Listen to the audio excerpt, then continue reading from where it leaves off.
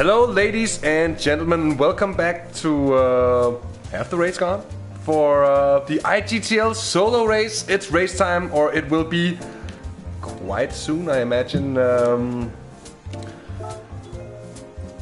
Good evening to everyone who's joined us early in proceedings. Yeah, it hasn't been a long time. I hope you enjoyed the beautiful broadcast music. It's so much better than impressively better than the amazing original soundtrack. That elevated music. I think I'm gonna start meditating and just listening to that at the same time. That's gonna be good for the mind. There's the lobby, so and the it's lobby's up. That's good. Everything's on schedule. That's really good. So, welcome to Nilse, welcome to Belen, and all the VLX boys. What's Merrick, up, team Quinton, VLX? And Renee as well. Squad goals. And nice to see you all. Lovely to have you joining so early on. We'll be having... shouts out to Belen for putting the RT team in third as well, mate. Very good job. Impressorino. We're pleased. Chomale there just realizing that he's not in the promotional race. And he's out. So, promotional race time it is. We'll have 10 minutes of qualifying. We'll have 40 laps of racing plus 1 formation lap. It'll all be in Group 3 cars. Group 3 cars with a custom BOP. With a custom BOP. So there'll be a bit of an unknown for all you plebs watching, all the guys not fortunate enough to be in this amazing race. But trust that it'll be a very balanced grid, I think we'll see here. And a nice selection of cars. We have some different silhouettes, but they're all good cars. Nicely sounding cars. Good job to the organizers on choosing the class for this. I really like the setup. So not exactly the most simplistic of liveries we're seeing here, but a nice looking Porsche nonetheless. That's T2 of Belgium. It certainly is. And there's VLX Dennis. He's going to be running the BMW Z4, one of 2 Z4s running in this race. The other one is going to be run by the Starscream Enterprise team and Fred Dude. And there's Iris, represented by several drivers here in the Ferrari 458. It's Hyby.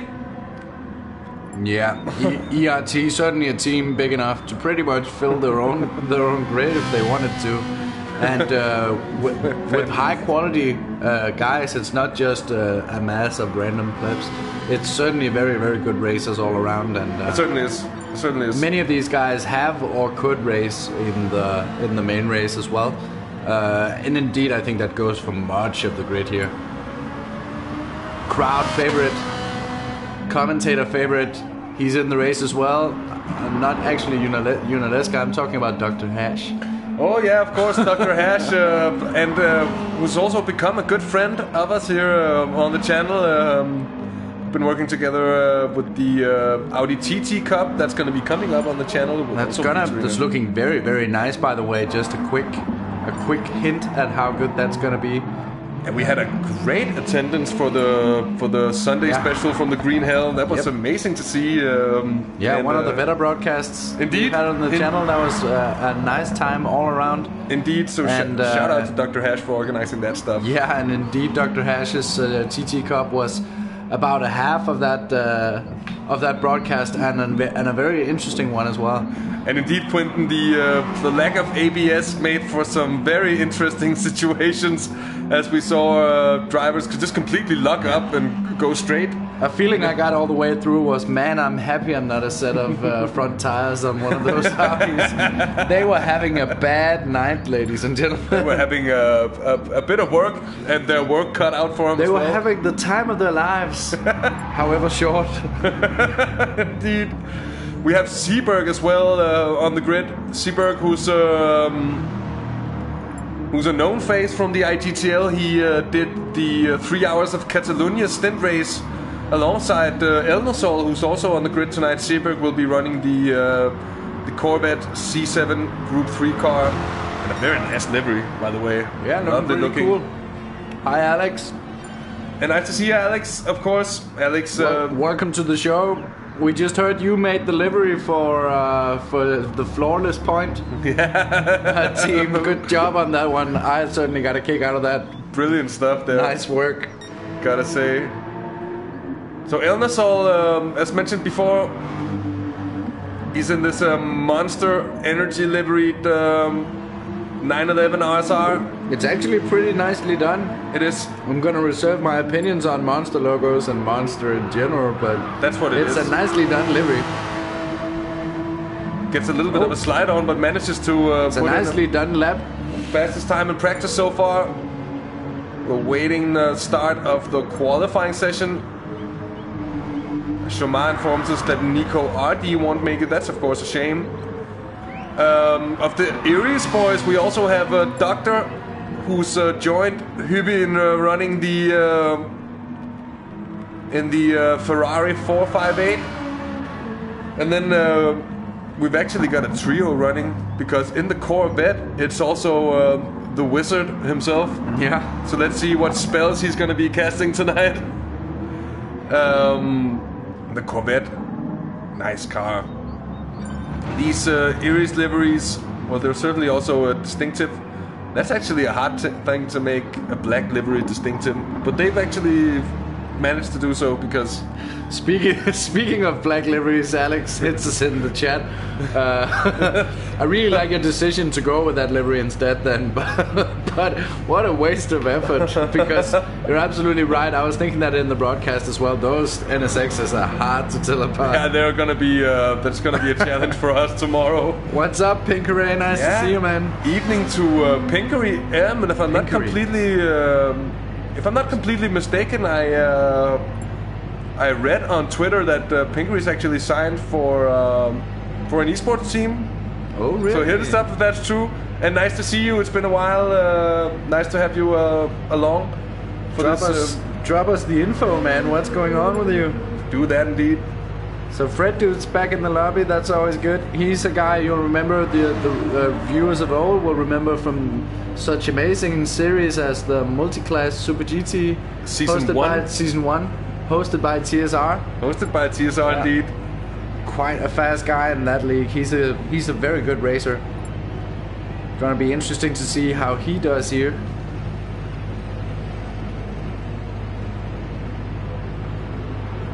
Oh yeah, it's the VLX team, of course. Of course. Well, congrats on that anyways. Evening to DJ Tiger.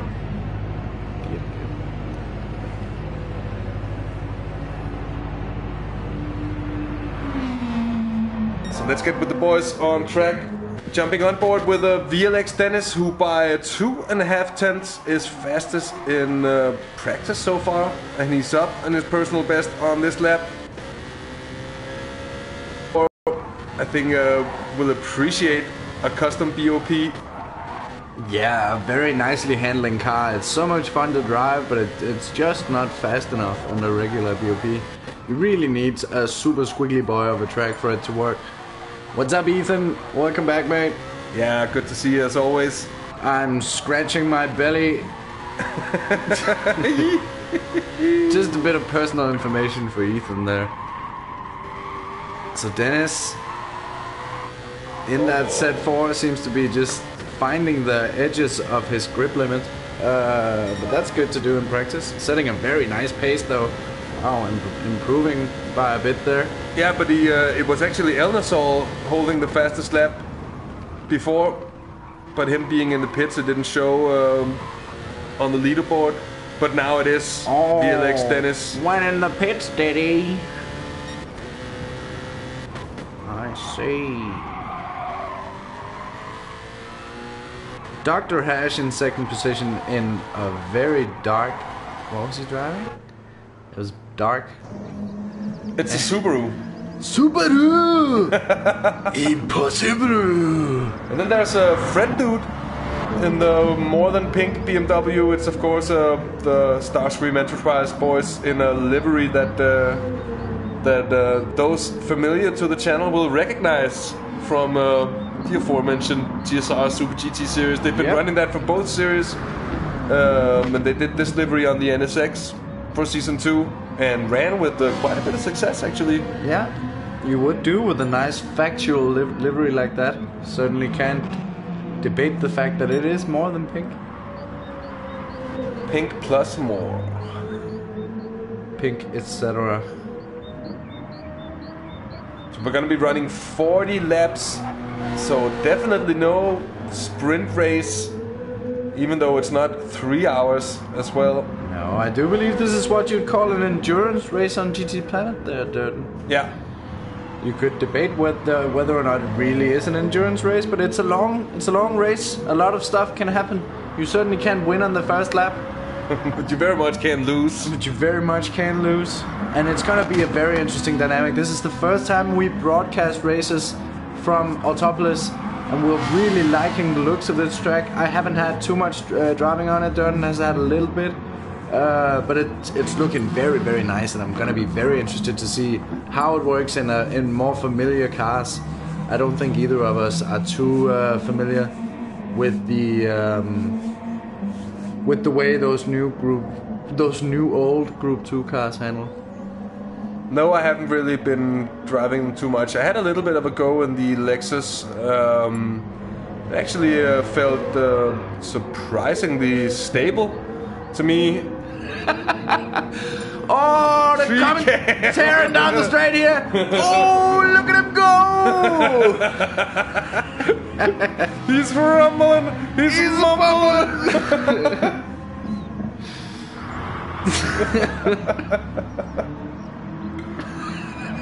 Oh, so we'll have Olegna joining this race instead of because he couldn't make the stint race. So we have an appearance from our good friend Olegna as well. That's very nice to see. Let's see how much it's gonna improve the dominance, the potential dominance of the ERT team even more. That's gonna be Iris is half the grid here Iris now. It feels like it. And Olegna, a very strong driver as well. So that's gonna be quite a challenge for the rest of the field here.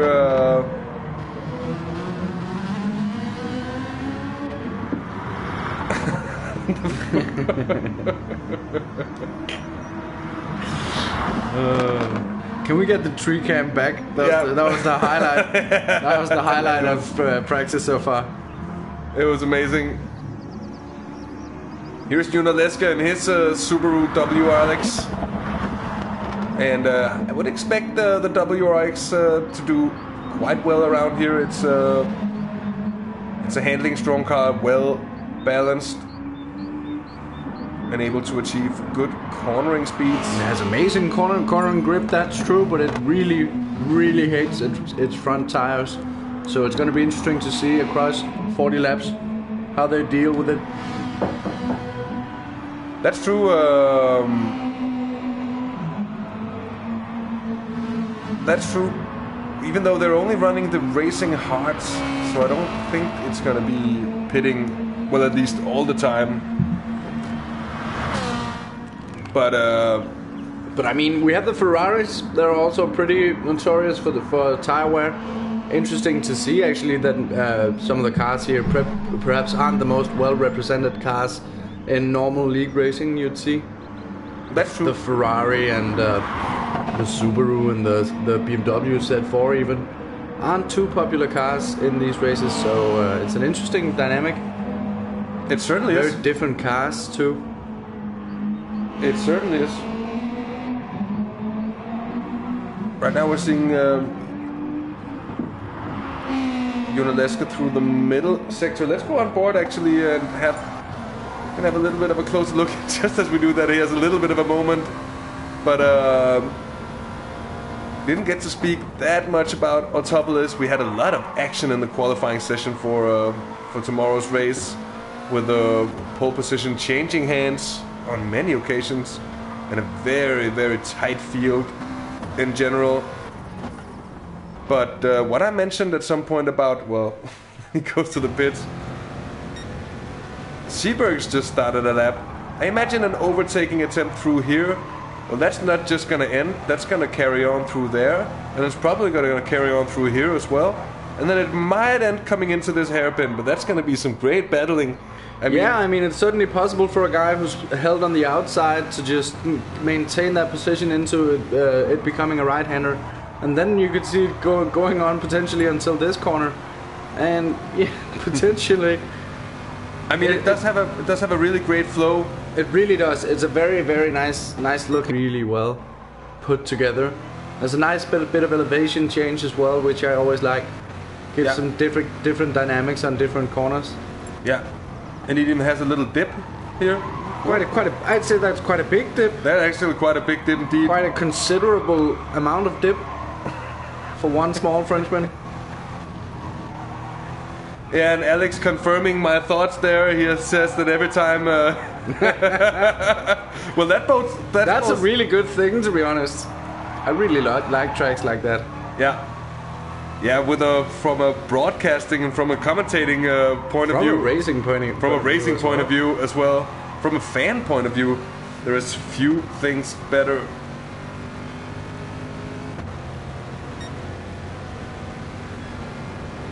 Of course, this is something we've been talking about before in private, you and me, that it would be really nice to see GT Sport bring in more Japanese tracks, because there are many, I want to call them underrated Japanese tracks that we don't see in much in, at least in the sim racing we've done, or that we're familiar with.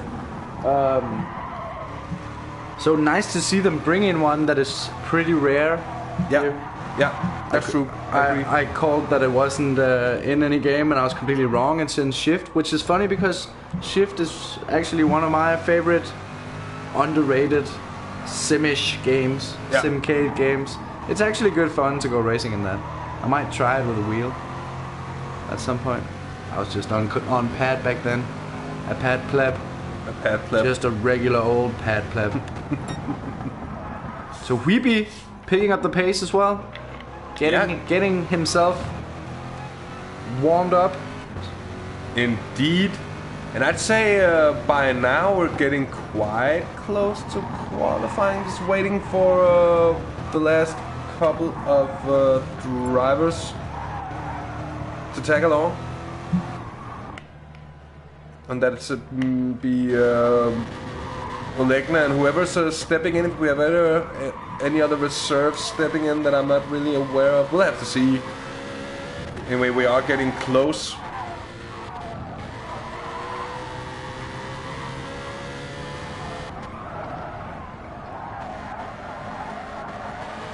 So yeah, Ethan joining the choir of people.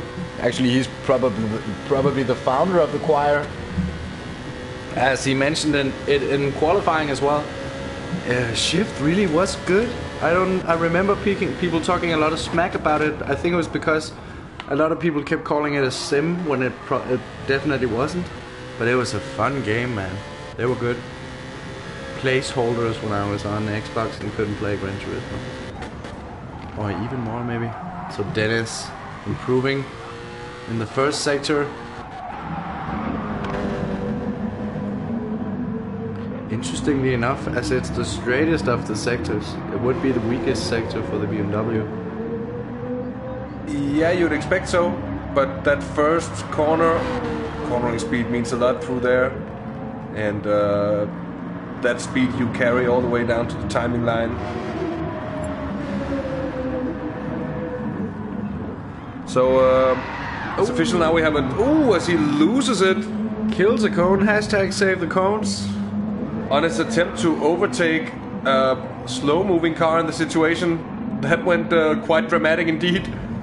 Anyways, I was about to say that the qualifying has been delayed by 10 minutes because we are waiting for the last drivers, the reserves, to be called in to have something as close to a full grid as possible. We have Hybi now having put in the fastest time so far with a 46.6, so that's... So he was definitely getting himself warmed up, getting those tires warmed up as well. That's impressive pace. Still pretty closely matched here in the front. gotta say, I really feel like it's gonna be interesting to see how exactly those two cars you just switched between are gonna handle themselves on the tires. Because we're running a custom BOP now, but both the Ferrari and the Subaru are notorious for killing different tires.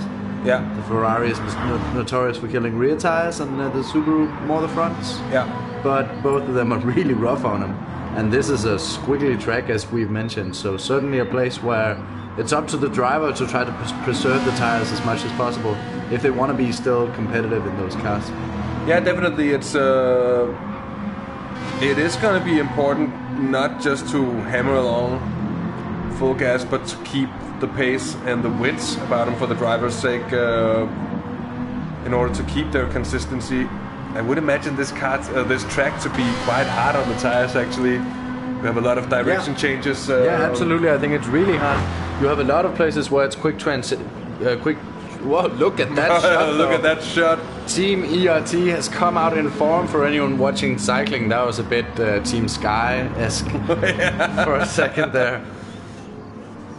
And I've always had this feeling that the ERT was quite a big team, and they certainly are proving it here with 4 entries to the promotional race, and then a full team. Yeah. And going down to 1 team this time. Last time they had 3 drivers on 2 teams, I think. Yeah. This time they've been reduced. I think would be the right way to put it. Apparently, you've got to draw a line in the sand somewhere for the ERT team. Otherwise, they'll just fill up the entire lobby. And it's going to be all black cars, and you know how GT Alex feels about that. Indeed.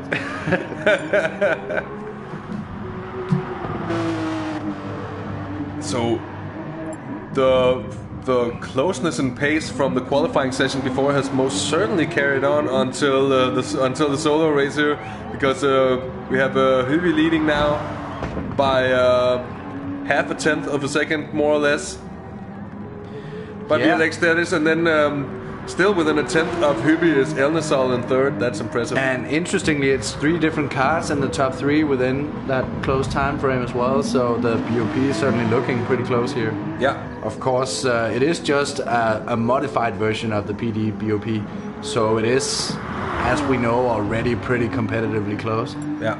But then just fine-tuning it that a little bit, probably also a bit to the track, because it's a specific combination we're doing for this race, means that it is probably very, very close. Gonna be nice to see how it plays out between this stacked grid. As it's becoming a bit of a cliche for us to say, but it is always true in IGTL events.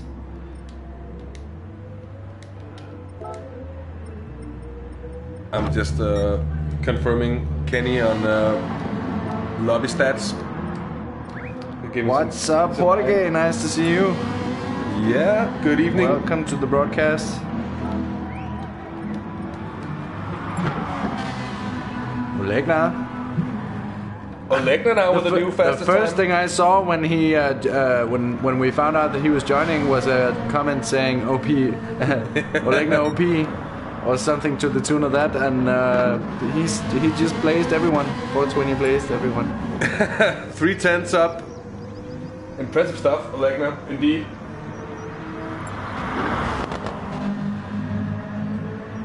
As I grasp to claim the coffee. Ah, coffee! Can I have some more of that tar as well? I'm worried my heart rate will go up too high, but let's take some risks. Here's your tar cup. Cup for tar. Ah, Dirten a bit greedy with the tar. That was a disappointing feeling. So I just thought I was gonna get a cup of coffee, and I poured it out, and it's literally 1 milliliter of coffee. Oh, Cheers. have some of my cup. Oh, are we sharing the coffee now? Yes. Oh, I'm making some nice. Oh no, come back. You have to get some more. No, it's okay. And we can make more ASMR pouring sounds it's on the fine. stream. Hope you enjoyed Half the Race Gone's short ASMR segment there, where we just pour some coffee in between some cups.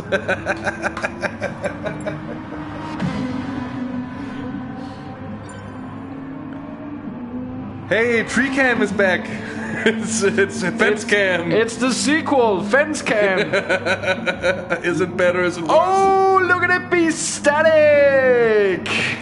Look at that fence. Look at it not go. Look at it being a fence. Oh, we got some action in the rear. We've got some action on the left side of the fence. Some sort of weird pulsating thing. It's coming from the roof of that Ford Transit. With the Transit there, yeah. What is that Transit what's doing? happening? Now it's stopped. Now it's happening. Oh, it's going the other way now. It's going the other way. Move. Get the hell away. So we have the Doctor, previously known as Dr. Rob, rejoin. We also have J84 of Black Flag Racing, a guy we've known from previous races in the IGTL, and certainly also a team that you should be familiar with. Indeed, yeah. Oh, it might be Sabine Schmidt's Transit, though I gotta say it looked like it... was that even a plus size? It looked like a plus size blue. She raced a small one. Yeah, and it was a plus size blue and the generation before. That wasn't blue, it was white. Was it white? It's pulsating white. I never forget stuff that's pulsating. So we're waiting for T2 to rejoin, interestingly. And then also Nice of the Black Flag Racing team as well. So we're gonna have a few smaller collections of races from teams trying to combat the machinery of the Iris Racing team. If you look at the top 10 now, we have 3 Iris Racing guys in the top 10. Interestingly, Elnazal just edging out the claimed overpowered Olegna. That's by 5,000ths of a second, but it is faster nonetheless. Mind you, ladies and gentlemen, this is of course still only the practice session. I haven't seen the eggplant emoji on on the computer before. I gotta say, that guy, that's a girthy boy now. Yeah, that is. That has some serious girth to it. It's grown at the bottom part. Thick. Thick eggplant. Eggplant. You don't actually have to pronounce it twice. Egg.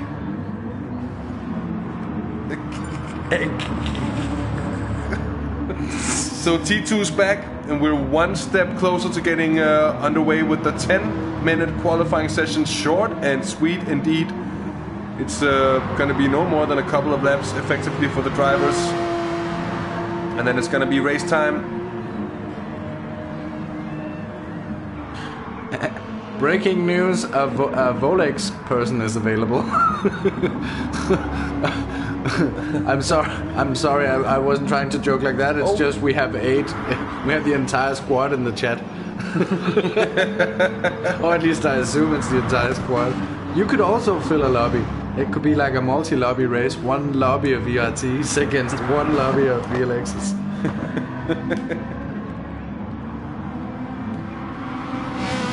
So jumping on board with Olegna, let's see. It really does look like the little umbrella. It's a fancy eggplant, this one. Yeah, that's true.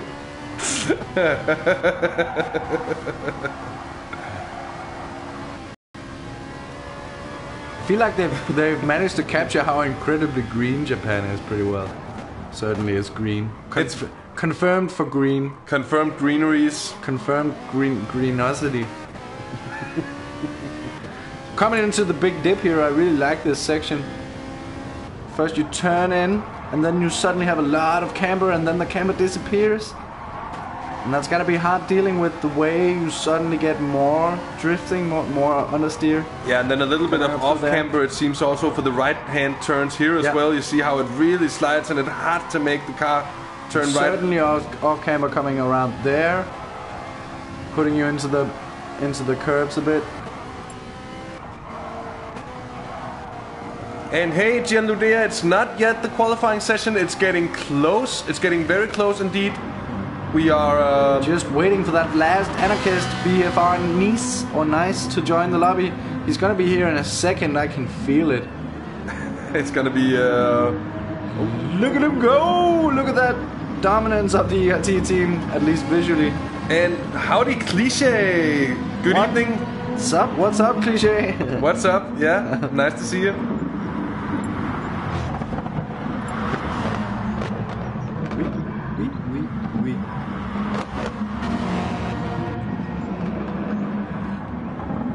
Well, we're just waiting for the last guy from the Black Flag Racing team to join. We had a few connection issues, a few guys with technical difficulties, so we're just waiting to fill the lobby to get the maximum amount of action squeezed into this race for you. And there's some kind of roadblock now going on, more or less. Cycling tactics once more from the ERT team there. Let's have a look at the BFRJ's car. That's That's looking pretty Asian, at least from the front. It manages to do so from all angles, I'd say. It looks like something that could actually race in Asian motorsports. It really does look prepared for a Gravedigger. That's a good call. Either it looks like the monster truck Gravedigger you want to. Let's hope he won't dig too many. We just saw T2 leave as well. And now Doctor is leaving. Oh, that means we must rejoin as well. I'm afraid. Oh god. So just warming up with a slight bit of technical difficulties here. Always a good way. He's actually rejoined. That might have been a real rejoin. T2? No, that's Doctor. No, yeah, but I called that. That's because I mentioned that he was leaving. Oh, yeah, we don't see T2, so we have to reconnect. Yeah. We'll be right back with more IGTL solo race from Autopolis.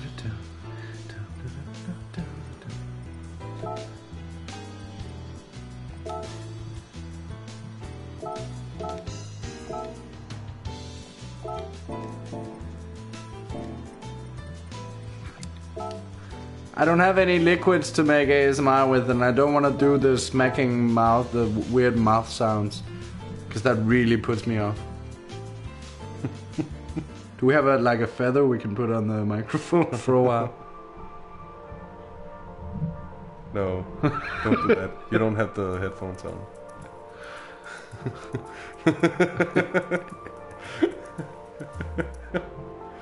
So we're trying to hop back into the lobby. Does that mean I can keep doing it if I put on the headphones? I guess, yeah. Welcome to Have to Race Gone for an hour of Trout touching the microphone.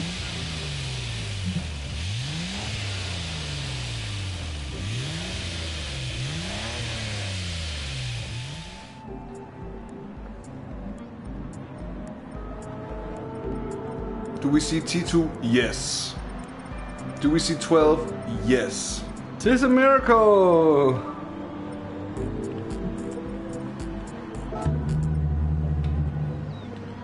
Tis good.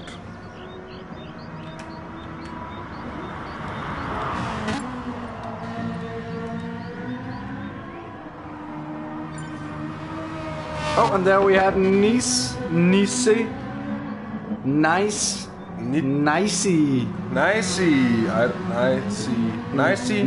bikies. Or Nike bikes. Nicey. I don't know, man. Nice? No, that would require an apostrophe. Maybe. Or not an apostrophe, But it's like a PSN. Oh, T2!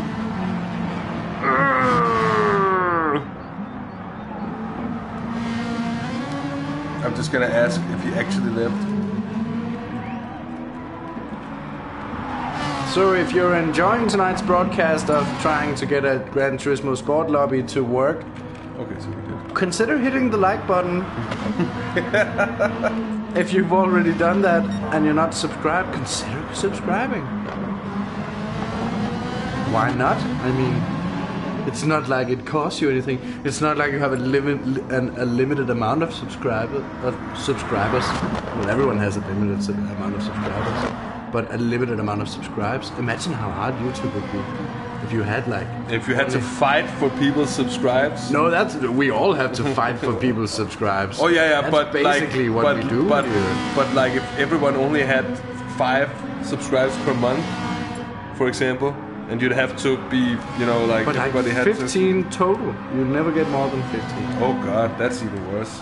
So all of the content producers have to fight for people that only have 15 subscribes. That's brutal. That's like a kind of battle royale. Last streamer standing. So we're just about getting ready to go on the way here. We have race organizer Shumat joining us in the chat. Thanks for dropping by and dropping some knowledge on us about proceedings. It's always unfortunate when we have these technical difficulties, but of course we need to take the time it takes to get things working correctly. Yeah. At least as much as possible. As much as possible. Give people a chance to get everything in order, because it is a game that sometimes presents us with a little bit of technical difficulties, and as I think I've mentioned a couple of times actually here on streams as of late, it seems it's been getting a little bit worse with the lobby difficulties on GT Sport over the last couple of updates. I don't remember it being this bad or this bad. It's not horrible, but it's strange because I feel like we're back to the days of GT6. With the technical difficulties. The technical difficulties. Yeah, indeed. But I feel you're right on that one. It's because when we were playing GT6, we would always put in the number of races we saw, because there was always an issue every single time. But then when we started playing GT Sport, it didn't feel like it was that big of an issue, and then increasingly it got to the point where there was an issue every time you tried to start an organized lobby or an organized league race or whatever. Yeah. T2 just having left for us again. Did he actually leave this time? Or Suzu joining us in the chat, or Tsutsu, or Tsutsu, or... Yeah, maybe Tatsigi, or... Nice to see you, man. But yeah, welcome to... So T2 with another unfortunate disconnect. I think that's probably his chances running out, unfortunately. We do need to get things underway here. It's Friday night. The crowds are getting increasingly drunk and rowdy. It's about time to give them some entertainment. Otherwise, we'll have riots in the grandstand, and it's a long grandstand. You could pick up some proper speed running around the sides there. They don't want that. A human Large Hadron Collider in the stands, that's gonna be dangerous. Yeah, thanks, Suzu. Thanks for the help.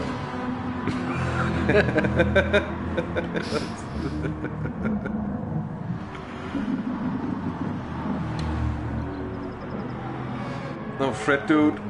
Can you spell out how to pronounce Nice or nice or too? That would be sweet. That's a BFR driver. Yeah, but he might know how to pronounce it. He seems really good at spelling his own. Well, if it's just a city, I guess it's just not Nice. It would just be too car cam. Look at him not go! Look at those parked cars in the parking lot. Oh, and he's static.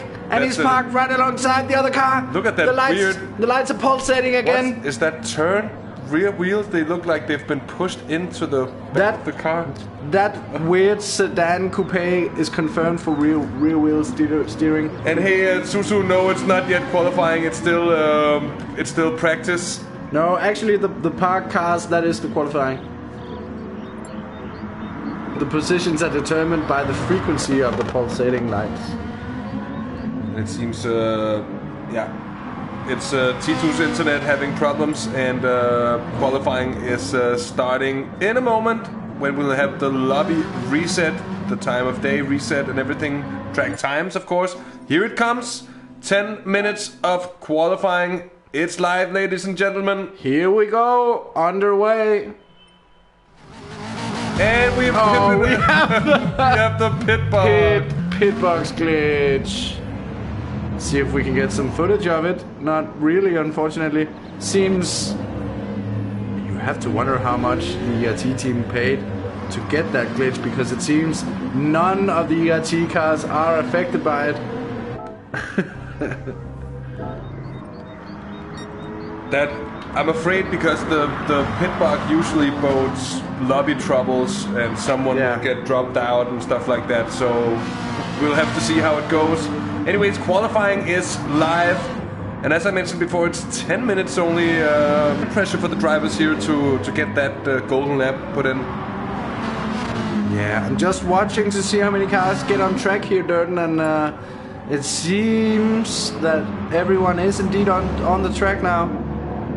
That's good to see. Because I really do agree that it is normally not a good sign that we have a bit of pitbox glitching. But it was quite limited. It was very limited. I think it was only Dr. Rob who was glitching out. Anyways, BFRJ last guy on track, or last car on track, and Olegna will be the first one to get flying. And I wonder if that difference between them will actually end up making a difference as to whether they'll get an extra lap or not at the end, because it could be... I think it certainly could do so, and indeed it is quite an amount of time as well. Quite a spread we have here coming out onto, but that of course does mean that everyone will have clean air. Yeah, that's what you need. Most of the guys will get clean air. Yeah, perhaps except if you're in a set 4 and you have like half a second to a faster car. Yeah, that might be really nice. I guess they will have given the set 4 a little bit extra power on this BOP. Yes, Olegna goes sideways on the exit of turn 1. It's of course counting now, for real. It's for real! And we're on board with Olegna indeed. It's counting now. Danglish. It's a counting lap. That's very Danglish. It's a counting, you can say that. It counts. Yeah, we can say it's counting now. Well, perhaps not. Well, that's actually true. But I think Either way, we have a set of ERT Ferraris here up front. Olegna in front, smashing along. It's going to be interesting to see if the chat is right about the fact that he is looking quite a strong contender in this one. I think certainly we will see him perform well, but he does just drop quite a considerable amount of time coming out of that corner. Now coming into this dip we mentioned before, with changing camber positions coming around. See, there it just gets a little bit off cambery. And it's a constant flow of corners, so easy to get the rhythm of them right, wrong of course. See, it continues all the way up here. That's a big off camber pushing you to the right there. He seems to get it done pretty well, but also it does look a little edgy for him, the car. Did have a bit of a moment coming into that section of corners. It's gonna be interesting to see what kind of times we're looking at here. A 146.3. That's a fast time indeed from Olegna. And that's the bar set pretty high. VLX Dennis is getting close with a 46.5. And then Ellis all getting sideways into the gravel trap in turn 1. And he will be slightly in the way of VLX Dennis there, I think. And that's a precious lap lost for Ellisall. You don't have many to waste here with 10 minutes total qualifying time with the out lap, with the possibility of not getting a clean track all the way through. No, it's very close on that first qualifying lap between Hübi and Elnesall, separated by a couple of thousands. Very close. The top 10 still also just about inside of a second of each other, and that's just the first lap coming out. There might be some guys lifting off to get some more clean space, and they're just now on their first proper hot laps. BFRJ in the pit, and now exiting. He might have had a little bit of damage. Oh, I think that has a moment. Nicely held by the Dutch guy here, but that looked scary as hell, even from outside the car. And good evening to Darren as well. Nice to have you along. We are, of course, having gotten underway with qualifying with a bit of delay. A big drift from Olegna as he manages to catch it, and hardly even seems like he's losing a lot of speed on it. It looks fast, but I gotta say it's unlikely that that's gonna be okay. Okay, whatever, Olegna, whatever. Just whatever. Dennis not able to improve here. Weeby starts another fast one. He's in 3rd position right now. let's see, going on board with the Seaberg and the Corvette C7. He's in a bit of almost a scrum here. There's a few cars so close that they might be affecting each other aerodynamically. At least Dr. Hash and the Subi, they're looking to get a nice bit of zook from the other Subi. Yeah, Dr. Hash having put in a good time. He's now third, 4/10 down. And he just loses it. That's what happens when you know you're in a good position. You just fight so hard not to lose it. Even with that, he still sets the fastest sector time.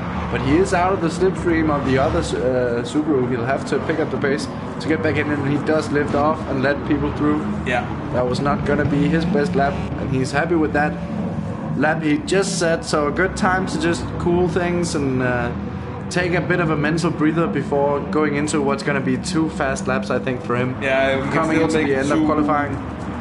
2 more laps he'll be able to make. Exactly. As I get it as well. Well, we have Unaleska also improving. He's in the other Subaru, and he was also on a very nice pace, and he's continuing on his second lap. Didn't make that mistake coming in through the first corner. So it's going to be interesting to see if he continues to improve now that he doesn't have the pressure of the cannabis doctor right behind him. Just seeing how he comes through the final corner here. Really a nice little section coming into the straight. Just has a bit of a squiggly moment there. Yeah, that is a nice lap, and he does improve by a little bit, but not enough to change positions. Meanwhile, Elnesol squeezed in between as well. He's up to P2 now. So after losing that 1 lap we saw with the incident in the first corner, he certainly recovered well, and is currently the guy closest to Olegna, the late joiner that instantly caused cries of being overpowered. He's shown to have his pace. Well, he certainly does have his pace, but I feel like if you're already crying for any driver to be overpowered in an IGTL promotional race, either you haven't watched the other promotional races, or you have an incredibly large amount of doubt in that, of belief in that person. Is what I want. Yeah, that's true.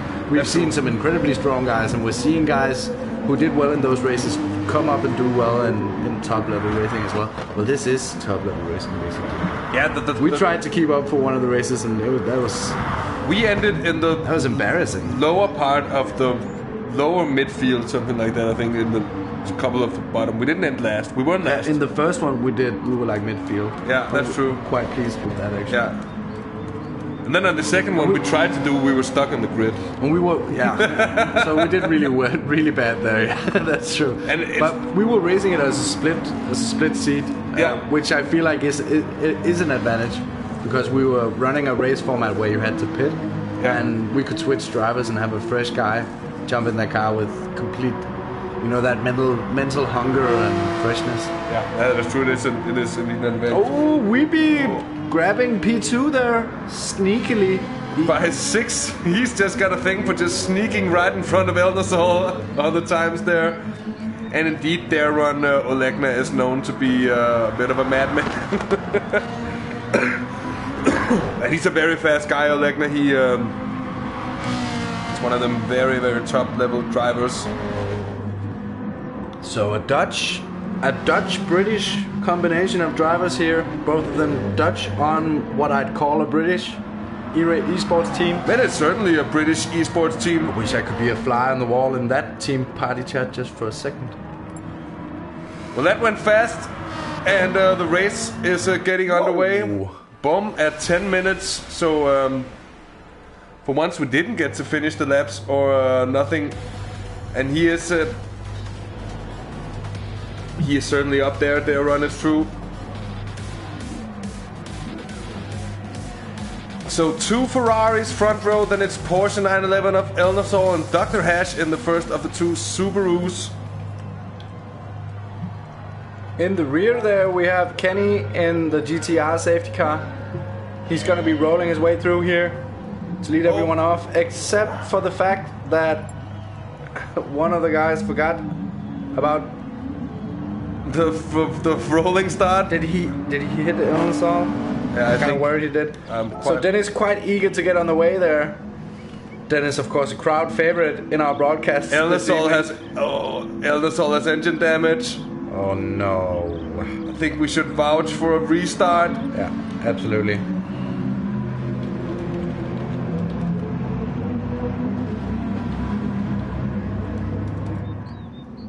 Just write something. Engine damage, restart. Yeah.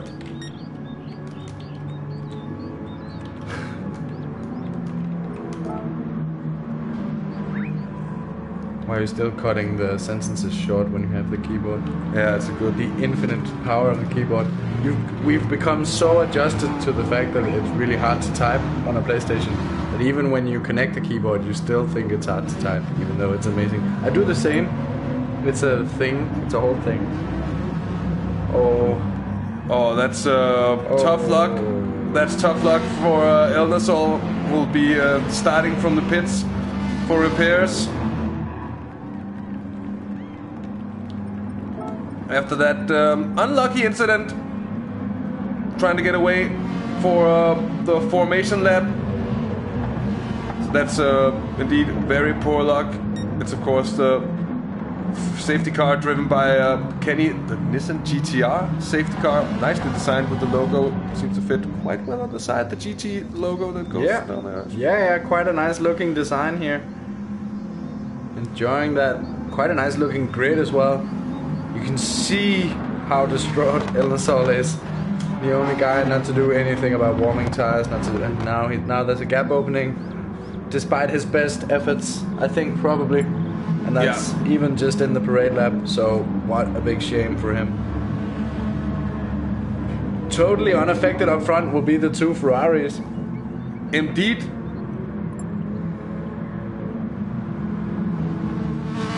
And the pit lane is open, so Ilnasol will be allowed at least to pit in directly. He won't have to run an entire racing lap. In some systems you could say that would be the norm, but not here. That's nice. Let's see how he gets along with it, because he's on the right side of the grid and he'll need to get to the left of it, and he recognizes that. Unfortunate. And he just leaves the grid. That's gentlemanly indeed. He's gonna leave space. No, he is on the left side now, and it's he's just leaving the grid as soon as possible, and I think that's fair enough. That's completely fair indeed. So Ilnasol quickly into the pits as everyone else lines up here, and then it is gets it underway. It's go time. 40 laps of Autopolis in these Group 3 cars. It's Olegna and Hybi, the two ERT drivers, leading him into turn on. Followed by Dr. Hash and VLX Dennis. Then it's Seberg, Jonaleska, it's Wizard and Doctor in 7th and 8th position. Interesting to see VLX Dennis not pop into the pits, because he had damage too, did he not? He's running with suspension damage and aero damage. I would imagine that. I think I saw that. And he's still right there in P4. And he's gonna need to pit to repair that at some point. See both either wheel or suspension and front aero damage. Still so far managing, we have no way of knowing just from seeing the flashy bits. As we're on board with the Wang cam of VLX Dennis. Certainly losing out on the straight line speed to Dr. Hash in front. And seemingly to suffer. Oh, as Dr. Hash gets very squibbly on the hairpin exit above the press. Very unstable in a Subaru, such a stable car normally. But he's pushing it to the limit here. Those two Ferraris up front are just looking planted. Once more reminiscent of Team Sky and cycling just a bit. Potentially robots. It's Olegna and Hybi 1-2, the two Dutchmen on the very much British Aries racing team. It's Dr. Hash holding on to third with VLX Dennis as we're watching in fourth We've position. had an incident further back. We have one guy who's dropped off the pace already. It's of course Ilnasol. It's Ilnasol, of course, who's gotten out of the pits and is now trying to chase back. He does have a chance. The grid is still very tightly packed here, so there is a chance that they're not going amazingly fast. Although I gotta say, Olegna certainly looks to be pushing it to the max. And gaps are forming all the way through the grid already. There's a little bit of action here for fifth position as it's Jonaleska on the outside of Seberg. Just having a look, but that would be very, very hard and indeed very dangerous to attempt. Now I think he's opening up the door for Wizard. Wizard just had a look, but it was not enough. Junaleska putting himself off the racing line by having that look on the inside of Seberg. Not enough to do anything, but fortunately also still able to maintain his position. He's just gonna wait it out for now and look for another opportunity. Oh, that Corvette doing what Corvettes does best, and just lose traction a little bit, but somehow still get amazing torque and traction out of the corner. Oh, was its Wizard getting way wide on the exit of that left-hand sweeper. It's Junaleska with the fastest lap at the moment. But you'd expect that, of course. Oh, Wizard really suffering on that exit as well. Maybe the dirty tires coming into play. Still status quo within the top 4. VLX Dennis still not suffering too much, at least not visibly. And one has to consider that without that damage, he would maybe be even closer to being able to really push Dr. Hash in third. Oh, Junaleska has a big moment. He manages to keep the car. Yeah, he doesn't seem to be too happy about the quick transitions, the Subaru. Going quickly from a right-hander to a left-hander seems to just upset the car. As we see it there once more, it gets surprisingly easily upset here. Yeah. It is a very difficult track. It's a very small one as well. The corners come up in quick succession, as I said before. And that might just be unsettling the Subaru's four-wheel drive a little bit. It does have this four-wheel drive? No, it's a rear-wheel drive. It's a rear-wheel drive. It's a rear-wheel driven because it's a Group 3. Yeah. It's only the Group 4 Subaru that's four-wheel driven. Here we're having a look at Fred, dude. He's hanging on to 8th position. And that's right behind ERT Wizard. He's actually just looking to be more comfortable under braking through those corners. He might be looking for an opportunity here, as Wizard seems to have still not really been able to recover his rhythm. He was on the grass for a while, so he'll have maintained some grass on the tires there, and that takes a while to scrub off. The grass in GT Sport is super sticky and quite durable as well. Yeah. So it can stay on for a while, and that'll upset you even more. And even if that didn't happen, it still mentally affects you. And what we're seeing right now is Wizard trying to recompose himself and just start to catch back up to Junaleska up front. Yeah. The gap is building a little bit to Fred Dude again, so he seems to have done that. BFRJ going a little bit deep into the dip, and very aggressive coming into the corner, and that is proving to potentially be a gain here for Dr. Rob. In the third of the ERT Ferraris, and then a single Corvette they're running. Quite a safe grid we're running. If anyone has an accident, there's 2 doctors in the grid. Yeah, true. That's pretty safe. Oh, another huge moment coming out of there. That was BFR Nice or Nice or Nice. Let's have another look at that, because that was indeed a big slide. Whoa. And then a big tank slapper from the Lexus, and he just about manages to keep it. So top points for all the referees for that save. That was quite a big one. And then improving on his lap times. Anyways, that's impressive. But look at Elnasol. He's making a comeback. He's actually catching up to the bottom runners slowly but surely, and not so slowly actually, because he's done so quite quickly over the first couple of laps. That's strong stuff. Checking in with the leaders, it's Oleg Nalau leading by 1.2 seconds. Still down to Hübi, but the Dutchman in second is still having company from one of the 2 doctors you mentioned before. The illegal one, dare I say, Dr. Hash. Decriminalize the doctor. Yeah, but the doctor seems to be just putting a bit more pressure on Weeby. I want to say you just saw him in the frame there for a short while, and for a minute there it looked like the 2 ERT Ferraris were just going to run away with it. But Dr. Hash is latched onto the back of the second Dutchman. Yeah, he's going to have none of it at all. In fourth at the moment, it's Seberg, so he's made up a couple of positions as well. As Junaleska maintained a high position for a while now in that Corvette, looking pretty comfortably. But look at Junaleska. Look at him catching up there. That's very fast through that section of corners from the Subaru. The Corvette just not able to do that. It does have some weight to it, the Corvette. And as well here you see the Corvette struggling with the understeer compared to the Subaru, keeping it much more orderly. The Corvette sliding a bit. But as you know, Traus, you've driven the Corvette for quite a long season of racing. And, well, it is a car that... Oh! Do not put your tires on the grass, even if you are in a rally-inspired car. Not under braking, especially. That's a dangerous thing to do. That could have gone wrong, and that could have been one of those episodes of Destroyed in seconds. Yeah. But it wasn't. Fortunately, it wasn't. Junaleska's race and indeed the Subaru are still intact. But look at the gap developing in front of these to the top 3 drivers. They're going to be running away with it now. Dr. Hash is getting closer and closer to Hippie. He's within half a second, but still just outside striking distance, of course.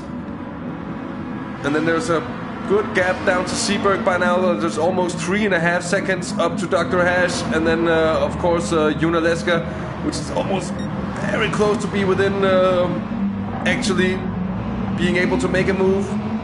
But he needs to claw back just a little bit of extra space as he's in the slipstream. But that's not going to do much than just make it possible for him to keep up on the straights. It's not going to be gaining much from it. It's going to be hard for anyone to pass the Corvettes on track here today. I think it's safe to assume that they're the fastest cars coming down the straight.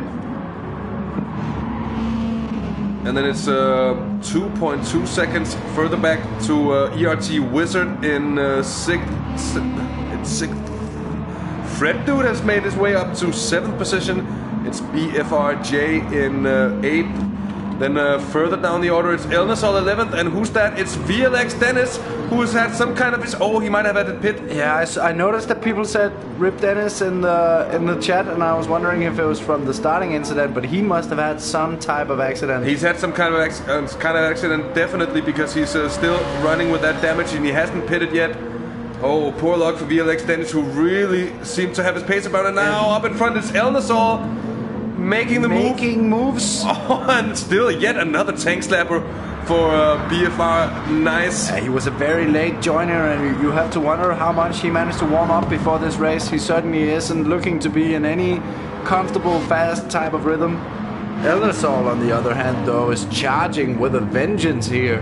Very much so. The comeback of Elnesol is a thing right now, and he's put in the fastest lap of the race so far with a 46.345. That is a very fast lap indeed. You have to wonder what would have happened if that didn't happen to him. It's going to be interesting to see how it develops. The gap is now 13.2 seconds. Interestingly, it's come down by quite a considerable margin just as we were watching him. Yeah. He's certainly tearing around the track here. Gonna be interesting to see how that develops. Meanwhile, Olegna is just a slight step above the rest of the contenders right now. He's still pulling away a little bit here. Weeby has to contend with Dr. Hash, who's still very close behind. Yes, he is. He's 0.666 of a second, or he just was, of course, shortly, as we hopped along and following Hubi in 2nd position right now. Seberg having dropped further along now, and Junaleska having made some kind of mistake, I think, because he's dropped back by almost 1.5 seconds. So Seberg can breathe Oh, he was on a fast lap though. You have to wonder if he just picked up the pace. It could be that he's just found the pace. Of course, that's what happens if you're chasing someone. Suddenly they go faster, it can fuck you up. Now look at this, because Fred Dude is within 0.3 of a second of the car in front, and that's of course ERT Wizard in the Aries Corvette. Let's see if the Starscream Enterprise driver will be able to get close enough to actually have some kind of move on the Corvette in front. He's certainly gaining speed on corner exits. These are the strongest sectors for the BMW. This is the point where he'd need to make a move, if at all possible. But it is a very hard track to find a spot to get alongside on, and then once you're there, it's very hard to be able to actually squeeze your way through. Yeah, I think. It seems like it's a lot about also just pressuring and forcing the other drivers into making some kind of mistake. Yeah, but then still we've seen even when they do make mistakes, it's very hard as long as they stay on track to even find a way to get past once they do so. But that's true. It is a bit of a narrow track, but it's an interesting one to race on because there is space enough, technically, pretty much everywhere. as we just see how strong that BMW is on the brakes as well. It is the lightest car on track here today, and you could certainly see that right there. Oh, it's so close. Getting very close there. So close. The Lexus, the Black Flag Racing Lexus is just profiting off the pressure coming from the BMW onto Wizard here. Let's have another look at that, Trials, because that was some very close stuff indeed. Going on board with the BFRJ for a look from another perspective as he almost made contact with Fred Dude in front. And then almost had an opportunity to send it up the inside, but the Belgian came across to close that gap just as swiftly as it appeared. And Ethan mentioning that it's good to have you back in the booth, Trials, and it certainly is. Yeah, it's very good. It's very good to be back. I've been wanting to do more of this, but man, life just keeps throwing curveballs that makes it harder to make these events every time. But I'd never miss an IGTL weekend. So, or at least, hopefully not. So, I'm very glad to be back. Look at Elnersol now up in 9th position, also having gotten the better of ERT. Just on an amazing charge here.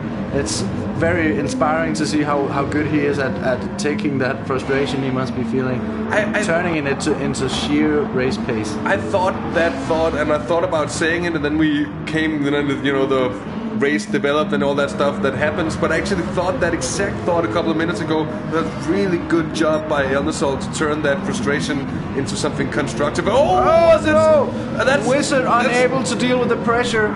Oh, ERT Wizard getting way wide on the hairpin. And it was getting very hot and heavy around him, so it's understandable, but so unfortunate nonetheless.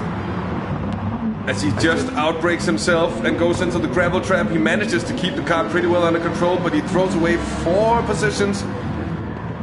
So tough luck for ERT Wizard, who's now back in 10th position, and that of course aids Elnersol even further up. He's up into 8th position now, and we are only on lap 9 out of the entirety of 41 laps. That's impressive stuff after having to start from the pits effectively.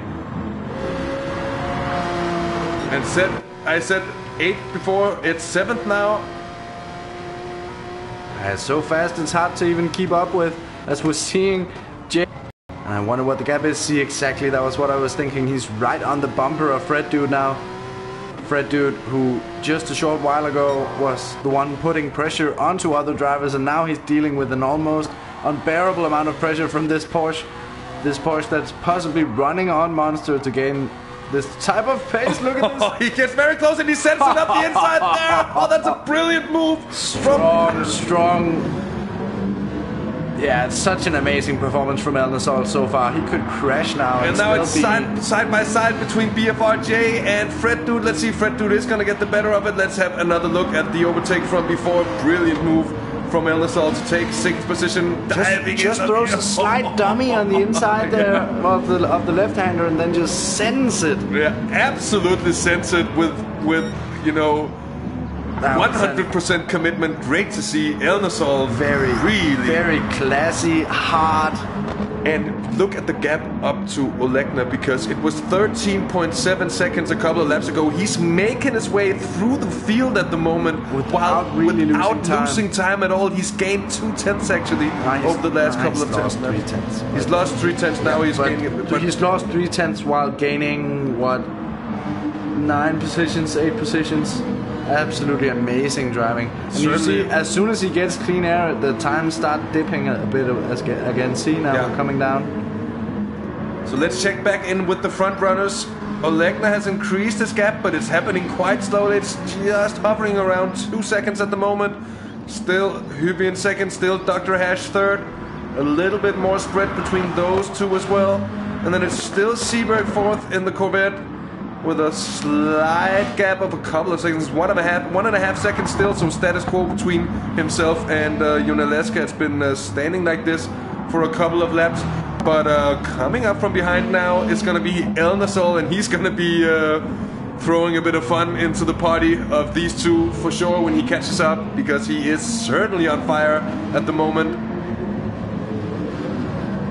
Facing the biggest gap he's faced since trying to catch up to the back of the grid here. Now it's a matter of settling into his own. his own rhythm, his own pace. And you see he's already made up 3/10 on Olegna. Olegna who's pulling away from everyone else. Yeah, exactly.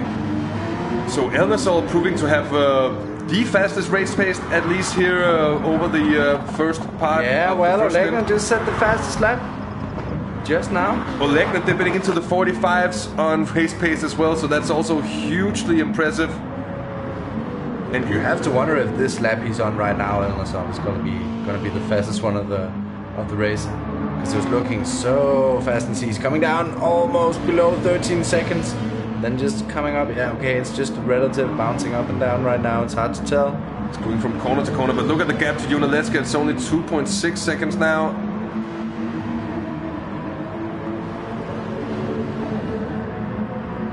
Corner exit speed so strong for the Porsche 911, and he really utilizes that. Though he is 4/10 down on Olegna's fastest lap at the moment. BFRJ still just outside striking distance from Fred Dude, it seems, but also with Dr. Rob close for company in 9th. So 3 cars within a second here. The Lexus certainly has some pace in the first sector, that's for sure. Purple first sector there for BFRJ. Yeah, and he's done that on a couple of occasions. Yeah. Actually, it hasn't. It's not the first time he's gonna try and send it in the main. A little bit of contact between the two. I don't really think Fred Dude realized that he was making that move. Oh, he manages to pull it back through Jay, just losing traction there. And holding on the outside there. Great stuff from Fred Dude. Jay's very aggressive here, flashing as well. He's looking to get away through. He feels like he's being held up. Trying to send it. Quite a bit of touring car rub in there. He's looking to be a bit frustrated there, Jay. Here comes Dr. Rob. Might have an opportunity to gain and to be the one who wins from BFRJ's frustration, seemingly at the moment. You see Fred Dude he's going a bit wider through a lot of these corners. That's going defensive as well. He's just defending a little bit here, and that's costing all of them time. And that's falling right into the hands of Dr. Rob coming up from behind. Yeah, it's gonna be a 4-way battle soon if this doesn't change. Let's have another look at that close call from before. On board with the BFRJ throughout that sector, they certainly became close. And here it comes. Oh, it is from very, very far back. That it's from a car length or two almost. I think it's all well and good until then. He loses it there, and he already seems to be driving with maybe a bit of anger. And then the next ones are the ones I'm doubting more. He's really trying to force it on this one. You see, he's completely clear, and still he goes in. That's for the a bit of a touches. nudge and a bit of a shove. A bit aggressive for my liking, I gotta say. And we rejoin the action, and they're very close yet again with BFRJ getting slidey on the exit, now having to defend from Dr. Rob, who seems to lose a little bit of time in the Fezzer there. BFRJ almost going wide on corner exit. Now he's flying along. He lost no time in the Ferrari. He got a great exit through there. Indeed. He's forced to the outside, but he's fully alongside. Oh! Just tried to maintain too much speed and lost the car a little bit. They're still alongside each other. The Ferrari has pace coming down the straights. He lifts off for that one. Let's just catch up with that one as well, and let's go on board with the doctor himself to see the send on the outside through here. Just giving the space, keeping the car on in the slide there. That's impressive stuff. Just hitting that 4-wheel. It was a weird kind of 4-wheel slide understeering and unable to recover from that. But a great aggressive move, and then to maintain it for a while was good to see. Now he's just falling off a little bit, needs to make it back up. Meanwhile, Wizard is just edging his way closer to making that a 4-way battle. And look at Junaletska reading all of the fine print of the rear end of that Corvette. Oh, there's contact between the two coming into turn 1. Not enough space for I think Seberg thought he was clear because he chopped him completely, and that it didn't really look intentional to me, but unfortunate nonetheless. You have to wonder if there's some damage to either car. Yeah, I was thinking the same. Making it a three-way battle now. It's El Nasal. He's back and he's joined the battle for, well, almost the battle for podium positions. That's going to be the next step. Oh, El Nasal, what happened there? He went wide. No. No! That cannot be. Let's just see what happened to him.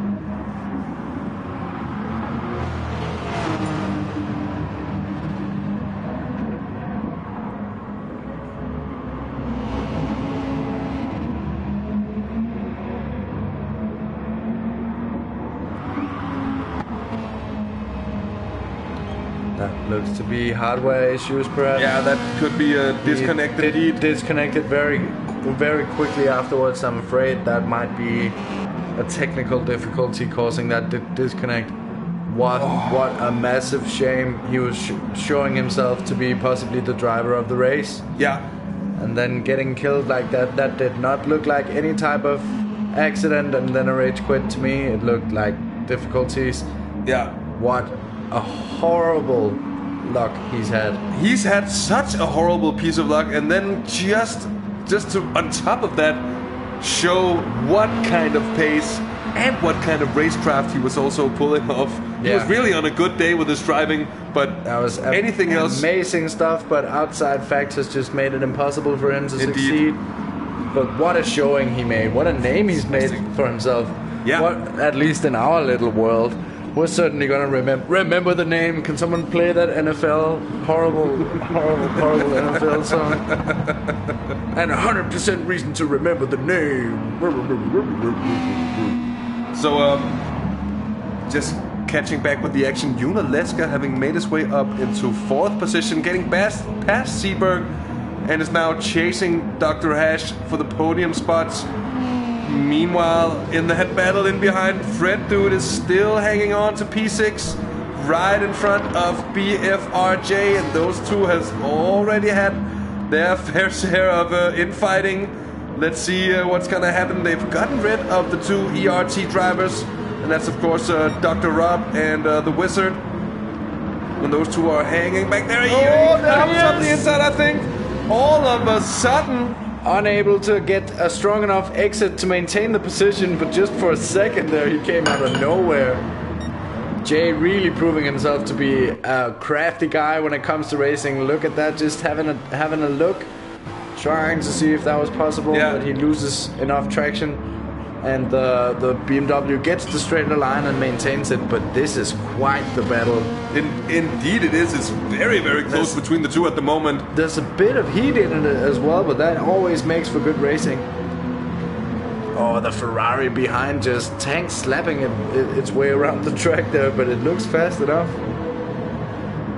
And evening to Sky Pigman. It's always nice to see you. Or as I think we had quite a laugh over the fact that I said Pigman at some point, which is of course also slightly entertaining perhaps. We're still watching the battle for 6th position. It's Fred Dude defending from BFRJ. The Lexus getting close here through the twisty sector, which is maybe an indicator of tire wear, perhaps on the part of Fred Dude. Yeah, I don't really know. Perhaps it's just nerves or look rhythm. as composed as he did before. He's getting some very, very slow corner entries. Not a thing we saw the BMW do before. There he has to lift a bit as well. Not getting quite the exit the Lexus does. No, it's true. But he's doing a sterling job indeed of defending his position. He's been doing so for a number of laps now, and is holding on, and he's keeping his wits about him, even with an aggressive Swiss driver in his mirrors, who's been ducking and diving and trying to make all sorts of moves, trying to make his way past, and it has not been possible for BFRJ.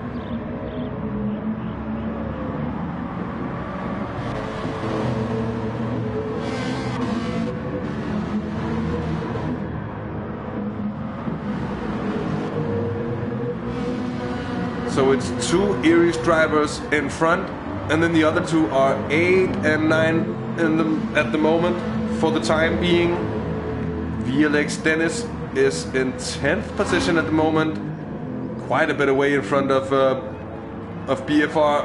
Nice, the black flag driver must have had some kind of issue that we missed because... yeah, he was looking like he was having quite an amount of difficulties with the car early on in the race, and he was the latest joiner. Legner with a big tail end slide there. Perhaps those rear end tires of the Ferrari that you've been talking about are beginning to show some wear for Legner, or was it just because of him pushing?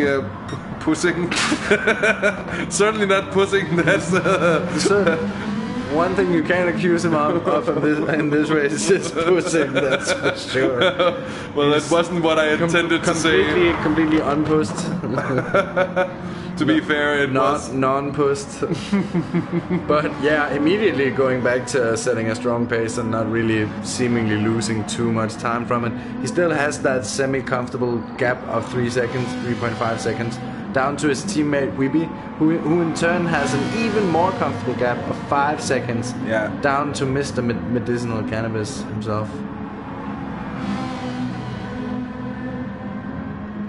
5 second gap. It makes me think of button split.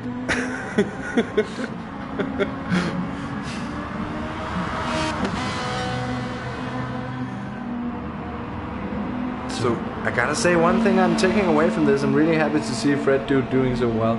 Yeah, it's good stuff. He's a strong driver, but yeah, I was maybe even a bit surprised to see him line up for this. But he's doing really well, proving that he's he's actually pulling away from Jay here. It seemed like there was a lap or two where Fred Dude's tires went before Jay's did, and Jay seemed to be profiting off it. And now it seems the tables have either turned or maybe things are just leveled out a little bit, and he's able to pull away.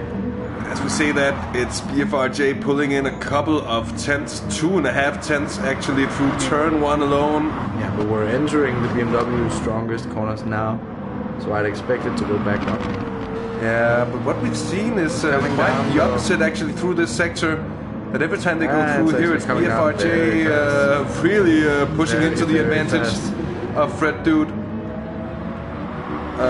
Just around a second. Of course, it does go up and down, especially when you're not in the same cars. And especially when you're in the slower parts of the track, so it's kind of hard to tell. See, it's bouncing up now that they're in higher gears. But it's still around those 1.3 seconds, so I certainly wasn't right about my prediction. But interesting to see how that gap develops, to see if Jay... Maybe, you know, sometimes when you're really racing in anger, well, not anger, but you know what I mean, with aggression, you kind of burn out after a while. That could be costing him a little bit as well. So it's VLX Dennis now catching up to the Wizard. He's within half a second, and he will be looking to push to make his way back up the order. He's still running with that damage. Quite a stack of cars he's caught up to here. It certainly is. It certainly is. And I was just about to want to check in on the progress of El Nasol and wanting to check, how's the comeback doing, and is he catching up to Dr. Hash? And I just thought, oh god damn it. Yeah, shouts out to El Nasol for providing such entertainment while he was here. That was an amazing race from him. And yeah, at least there's not many negatives he can take away from that. Nope, that's true. That is indeed true. Now it's VLX Dennis getting ever so slightly closer to Wizard in front. And it's quite a tight little scrum we have here in general.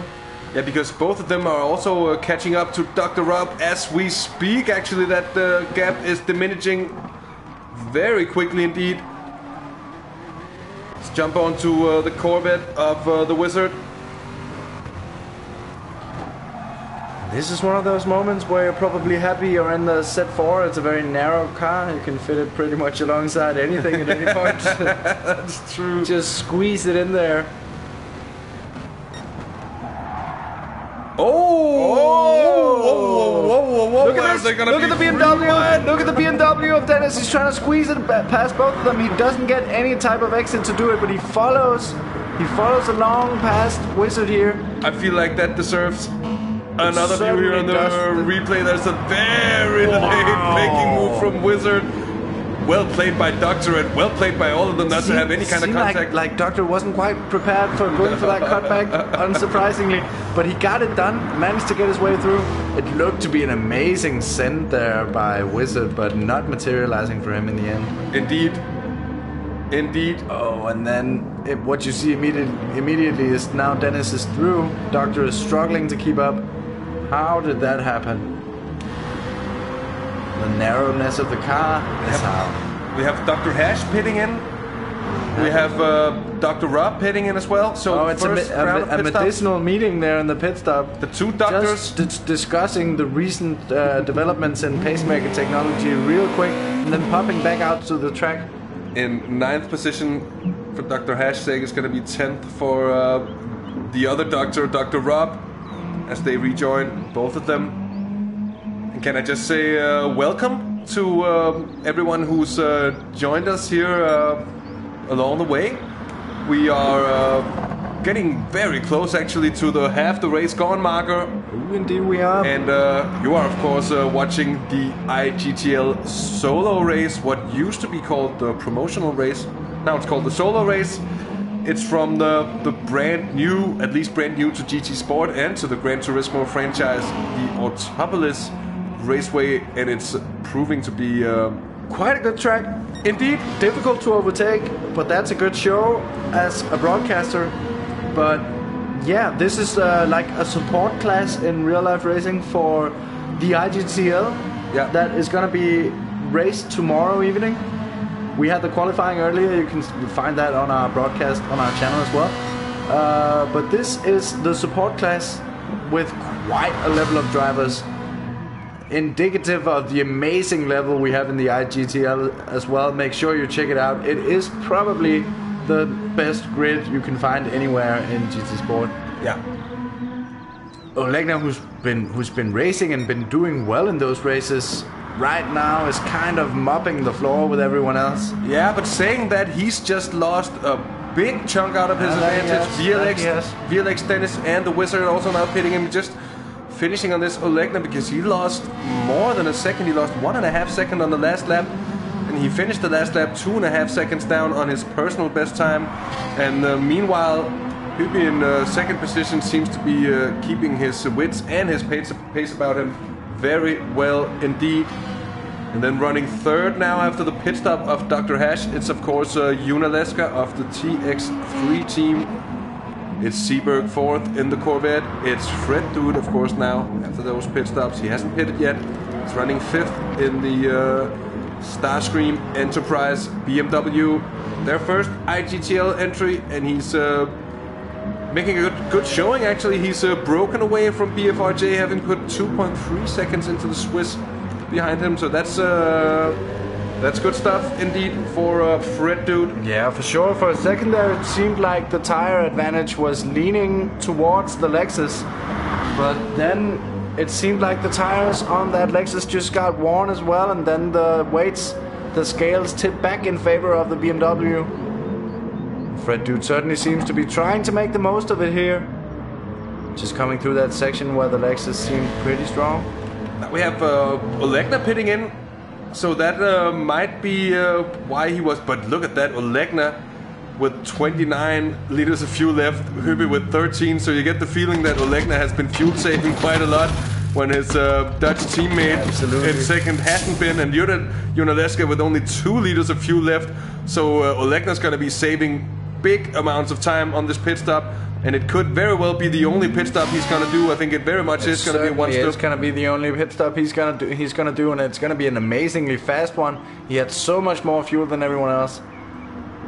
Comes out, it says 5 seconds, but we don't trust those times. But it's going to be 5 point something here through turn 1, so pretty close here. Dr. Hash has had a pretty good pit round. He's now only 3.5 seconds behind Hyppie, so he might be able to make some kind of move. Of course, if it's the front tires of the Subaru being difficult to play with, and he's going for a 2-stop strategy, he might very well find himself suffering in the attempt to keep up with the 1-stoppers here on the hard tires.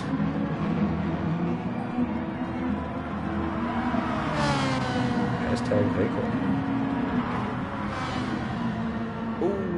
little bit of a moment for Hyby there. Let's go back to check in with Junaleska, who's still pretty close with Seberg. Seberg within a second.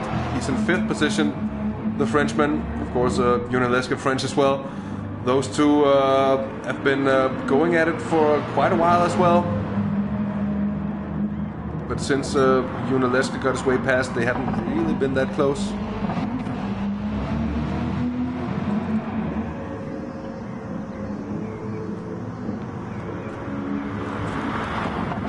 Then it's BFRJ in 6th position. And did Fred Dude pit in? Fred Dude must have pitted in. Yeah, he did. He's on his out lap. Indeed he is. So it's gonna be interesting to see as well what the situation is like when they've all pitted, see where Fred Dude is. So we have a few runners. Interesting to see Dennis. Dennis, is he still running with damage? He's in 8th now. Dennis, I think he did pit in, and I think he did get his damage fixed, if I'm not completely mistaken. He certainly did.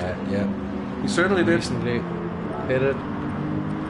So pitted, bruh. Well, that's good stuff for him. BFRJ has yet to pit. Junaleska, I think, has yet to pit, if I'm not completely mistaken. And Seberg as well.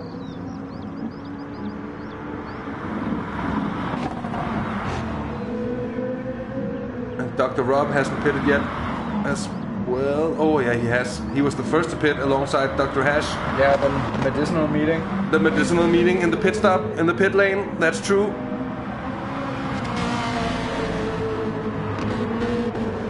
Going on board with Dennis here through the right-hand hairpin of the middle sector. Because there is another hairpin on this track, but it's actually just about located within the final sector, as you can see on the track map on the top right. It's Dennis trying to claw his way back onto the tail of Dr. Rob. Dr. Rob doing a good job of keeping the gap as it stands. It's half a second between the two.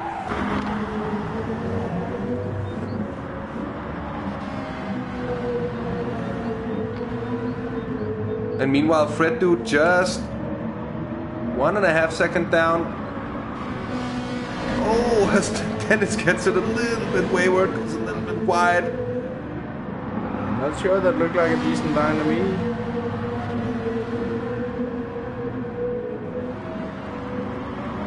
Very tight between these guys now. Dennis certainly seeming to be happy to be in a fully functional car. Finally has the chance to be a bit more aggressive. You see him improving the times as well at 46.8. That's not bad. Not bad at all. It's point. Oh, it's look at the BMW braking! What a move indeed from VLX Dennis. I mean, I said the BMW was strong under braking, but that was incredible. The Ferrari actually putting him back under pressure there. Trying to stay around the outside, unable to do so with that little tap. Just gets pushed wide. A little bit of a nudge. Let's have another look at that move coming into turn 1. That was incredible indeed. It was VLX Dennis coming from P8. Fully a car length back at this point. Yeah. He just gets close and just sends it. Yeah. Nicely spotted. Yeah. Well performed by Doctor. You could see him spot that and just hold the steering wheel straight. And then Dr. Rob getting the superior run and trying out around the outside into the tight right-hander here. A little bit of a nudge between the two. Yeah, unfortunate, because he would have been able to hold that position alongside. That was really cool. And now it's Fred Dude right on the tail of Dr. Rob. I think Dr. Rob must have made a little bit of a mistake. What's up, GTR? Nice to see you. Yeah, absolutely. Our lovely little brown lump is in 3rd position. Always nice to see him doing well. It certainly is. He's right here. The favorite of all the CRN guys, indeed. Alongside Schosse, of course, who we'll be seeing much more of tomorrow. for the 3-hour stint race.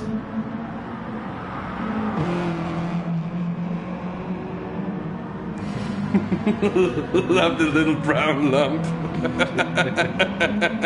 I mean, I don't know his ethnicity, so I shouldn't assume it is 2019 after all. It could be like a very light, like a beige. There's it could. All kinds of different colors. That's true. That's true. That's true. But anyways, if you like what you see here on Half the Race Gone, do give us a like, and if you feel that we are worthy of your subscription, well, do also hit that subscribe button. And especially now that we got the 3-hour stint race coming up tomorrow, certainly wouldn't want to miss that, would you?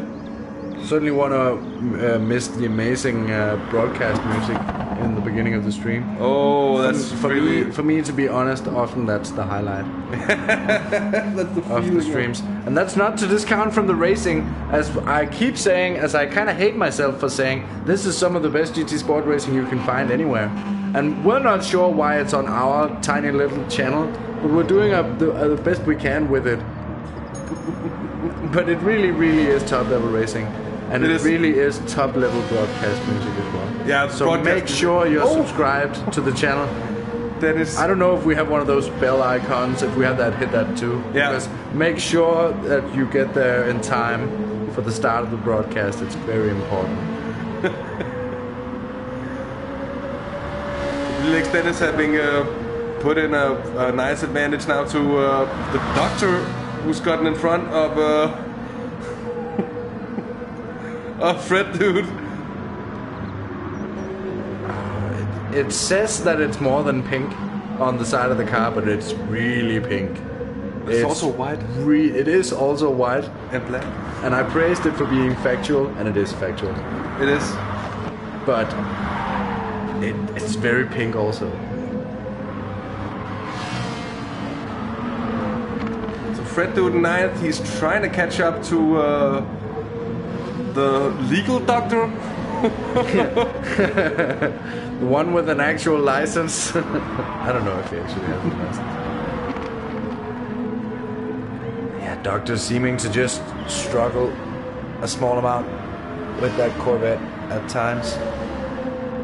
Or is he in the Ferrari? Am I wrong? He's in the Ferrari, of course. Yeah, he's seeming to not really be able to get the same things out of the Ferrari as the two Dutchies up front.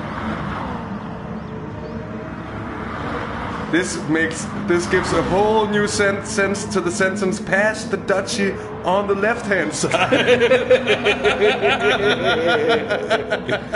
Oh man, I felt there was a joke there somewhere. There was a joke. The trouble is, though, it's actually really hard to find a spot where you can pass on the left-hand side. Yeah, it is. As this is a clockwise track. Yeah, we've seen most. You can dive on the inside in the hairpin. That's not really a hairpin. That's about it, really. And by the way, guys, we've just had a round of appraisal for us, and just want to say thanks. Yeah, thanks for the kind words. Yeah. We love that stuff. It really helps puff up our frail egos. Oh, who's that parked on the side of the track down there? It's BFR Nice. So BFR Nice finally calling it quits. He was struggling a lot. And in his defense, he joined about 10 seconds before qualifying. Yeah. So understandable that he didn't manage to pick up the pace and find a rhythm. Ethan absolutely devastated that one of because we still have running J84, who's done well before on our streams. He is indeed doing well here. The Lexus looking pretty composed in his hands. It was just in chat. Jomai just said stay on track, and he said don't say track like that. Say it in another way. Track. Thanks. Sorry, I just saw it at the side and I couldn't. Yeah, I wanted you to see it, but then it disappeared, and then it became weird, and that's what happens when you do these live podcasts. It's so much fun.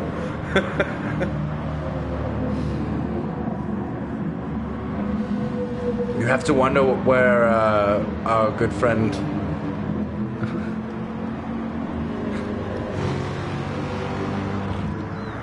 The Wizard is running 10th. It's a bit of way down on Fred Dude now. He must have lost quite a bit. Never recovered from going wide there, outbreaking himself in left-hander. Thanks, Cliche. Appreciate that. Cheers, mate. Fred Dude, it's getting... It's closer, but it's marginally closer. Yeah, it is. Doctor is really doing a good job of just getting in a pace where it's really hard for Fred Dude to get close enough.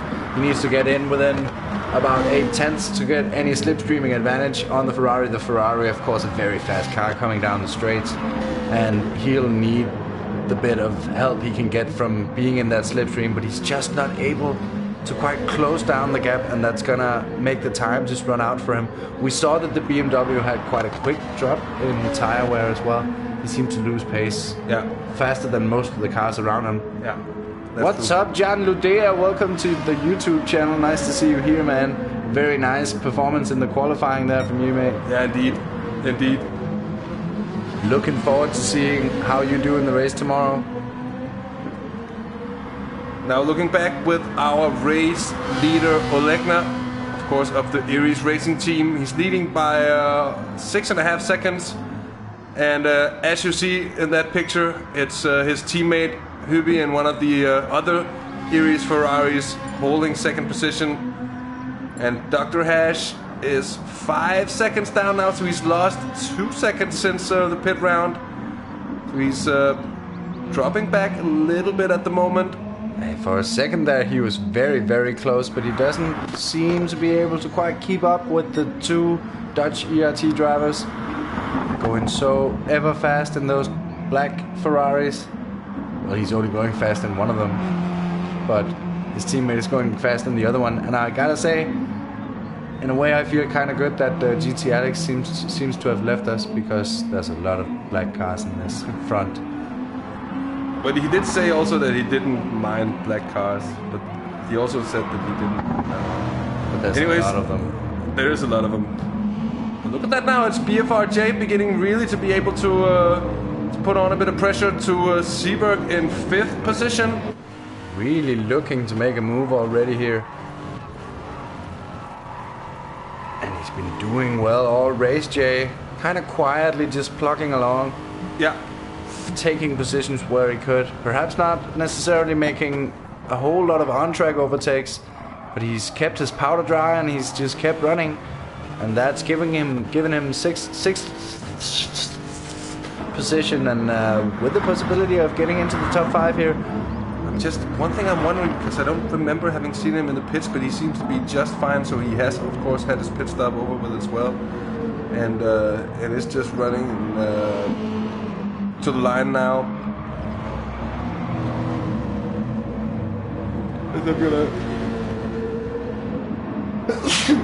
As I'm gonna sneeze. I'm gonna sneeze. I'm assuming Dirten was gonna say sneeze there, because he said as I'm gonna and then proceeded to sneeze. Yeah, I was really gonna. That's the type of expert analytical skills you need me for in these broadcasts. Yeah, Robbins, indeed, we have to do that. Have to tell Dr. Hash to paint his car brown. And say little brown lump on the bumper. It could be like a book review. It could be a quote from Half the Race Gone. He's our lovely little brown lump. And people would be, oh, he must be a really nice little brown lump. We'll have to be nice to him on track. Well, it'd be nice if it works. I'll say if he wants it, I'll give him a 6-star review or a 6 lumps review. Oh, BFRJ just getting a little wide. Just as he was catching up to Seberg in front.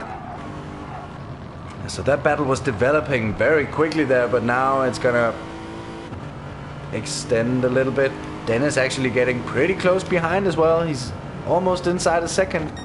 He's closing in, and look at it, under braking. He's really trying to eat in.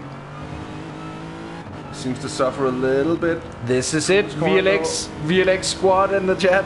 This is your boy getting ready to make some moves.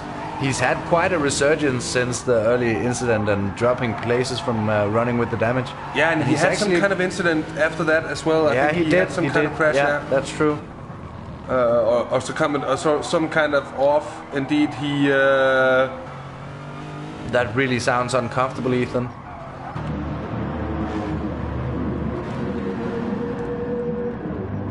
One of the funnier things I've seen in an attempt to keep people in check in public lobbies is to have a little the orange SR down arrow on the front bumper. Oh yeah, oh yeah. Snip, one of the best livery memes ever.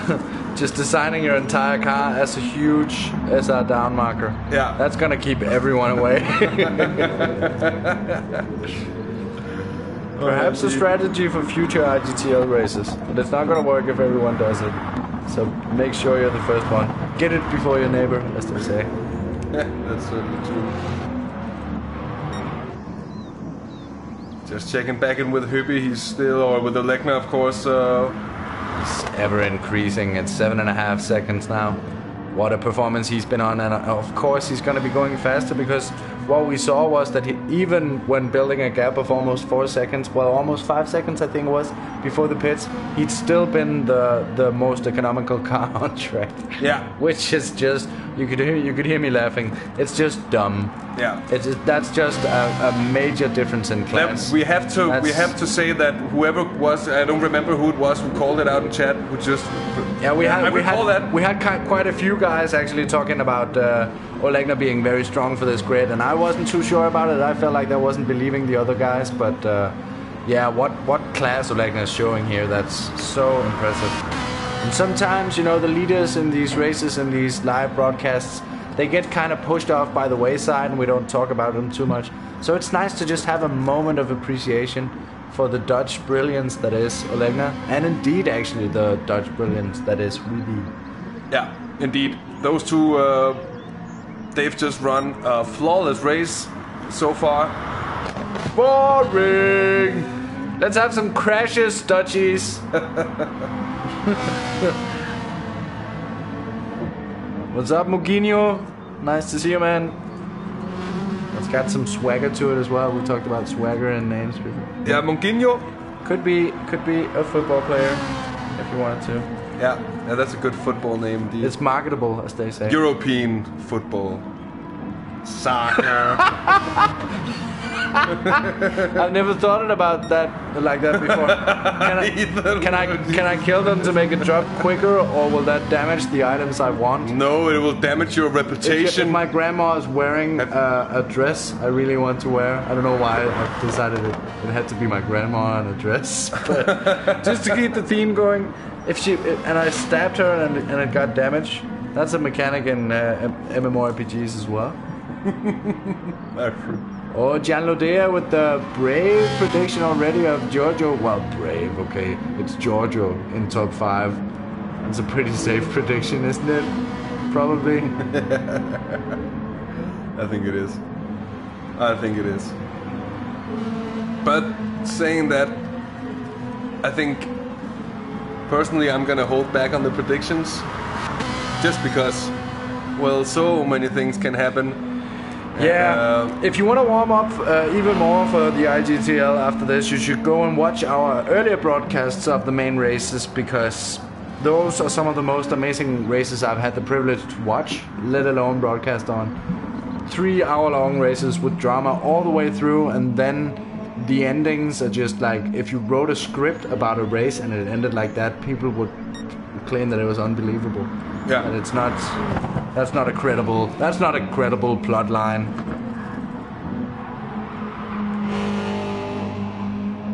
Oh, look at Tuscany with the fancy proper spelling of his name on YouTube. Oh yeah. La-di-da. Nice to see you on the channel, man.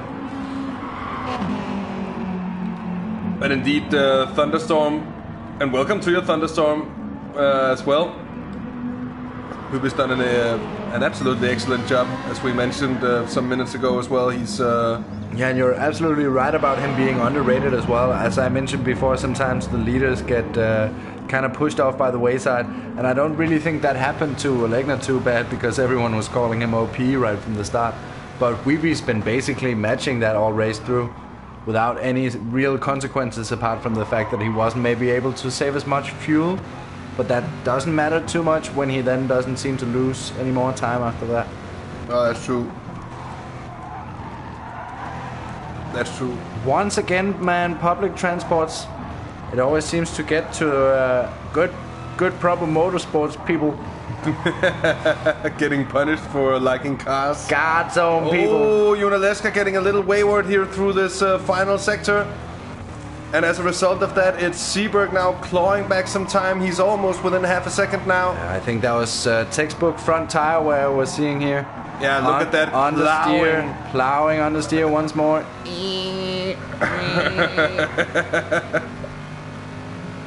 And now it's straight line with a Corvette in your slipstream. That's not a thing you want. Not as a Subaru, no. Not as pretty much any car. Oh, is it gonna be one more sent into turn one? It certainly gonna is for Seberg. There might be an opportunity for the cutback though. As Seberg goes a little bit wide and it opens up the door for Junaleska. Brilliant move here, brilliant stuff. And he's looking to immediately go back. No chance there. That Subaru is looking very strong. That was impressive. That's certainly worthy of petition to rename T1 at Autopolis to send corner. We have seen quite a lot of this. And lick the stamp and send it. Unsuccessful, unfortunately, in the end. I wonder what's going on because he's looking very aggressive. Not quite able to just compose himself yet, but he's getting there. He's so close now in the slipstream. Look at that, out of nowhere just appearing. We've seen that on a couple of occasions into that left-hand hairpin. Very fast mid-corner speed, but he doesn't quite get the exit. Not enough to get close, really. But this is a strong corner if you have fresher front tires. Look at this. He's actually holding on to it pretty well as Junaleska, but he is losing time undeniably. And these are the transitions I was talking about that the Subaru didn't seem too comfortable on. And you see him lose time. And as we say that, it's Seberg getting a little sideways. Has a bit of a moment there. I think he was pushing a bit too hard. And now he has a lot of work to do yet again. But he seems to be with the quicker car at the moment, Seberg.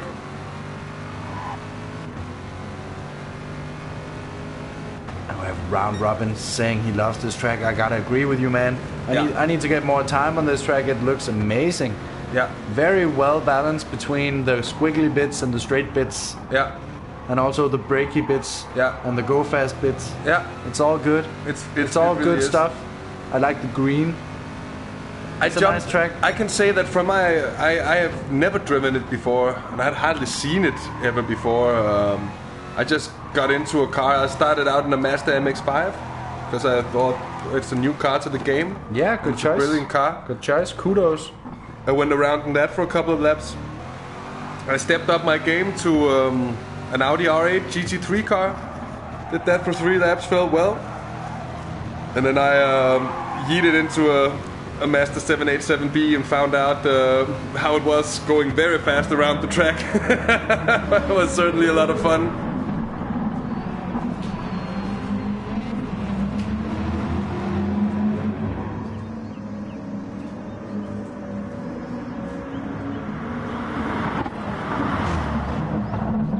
You gotta have squiggly bits. You gotta have squiggly bits. Indeed. Well, we are getting closer and closer to the final bits of this race. And it's TX3 Junaleska trying to hold on to 4th position, gaining a little bit of time now on Seberg, who's really been pressuring here on the last couple of laps. And we've seen a very optimistic overtaking attempt into turn 1 that almost worked out for Seberg.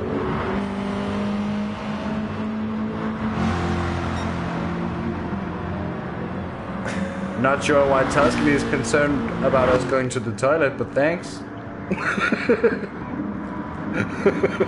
This is this race isn't even half as long as the race we're gonna do tomorrow, so I think we're in quite good form with what that concerns. Top level not peeing guys here. Actually, Dirten might not be. I think I talked some smack about peeing frequency in the last Dirten rally stream. That was probably just to talk smack about something. Yeah, I think so too. VLX Dennis now in 6th position, and he's 2.4 seconds down on Seberg. If he pushes on and if they start squabbling out in front, it might be a top 5 place, for VLX Dennis come the end of the race. He's certainly still, as I say that, he loses a little bit of time through the left-hand hairpin there, but it could be possible. Of course, he also has a BFRJ in his mirrors, so still close enough between those cars in places 4 through 7 that well, pretty much everything can still happen. In front of these drivers, it's of course only Olegna, Hübi, and Dr. Hash. And those 3 seem pretty well spread out at the moment. Just at the moment, Seberg is eating the gap to the Subaru in front, and it's now it's actually just lost a bit of the composure there. He had a very, very quick sequence of corners, but it's ever so close. He is technically in the slipstream. Yeah, he is. And he is technically and indeed physically in a Corvette. Well, he's actually technically not physically in a Corvette, but you know what I mean. But that's a really shitty piece of commentating though. And we're seeing on the straight here, Junaleska is technically not in the Subaru. I like the name, the sound of VLX Sends It, or just Send It. VLX Send It. I gotta say, I read it as VLX Send Shit. Send Shit. Like, it's a call for people to use the mailing system. So Seberg seeming to get caught up in our light-hearted atmosphere here at the moment. He's now lost a little bit of time. He's outside of a second yet again to Junaleska. And Dennis, though, however, is now catching up. He's really... Very quickly indeed. And as we say that, he got very deep into that left-hand hairpin. Curse of the commentator. Yeah. Sorry about that, Dennis. Junaleska seemed to have quite a bit of trouble coming through that hairpin as well. 4-wheel sliding all the way through the... it is almost a crest, isn't it? Yeah, it is. It is very much a crest. And you feel that crest. What would that call sound like in Dirt Rally? It would be, I guess, a 1 left tight over crest. And it would probably call it out as slow and caution. Caution, really? Caution, slow, caution, 1 really? Left over crest, tight. Could be. That's a lot of calls. That's Phil. That's Phil. Phil, he is a meticulous guy. That he is. Says more than Nicky.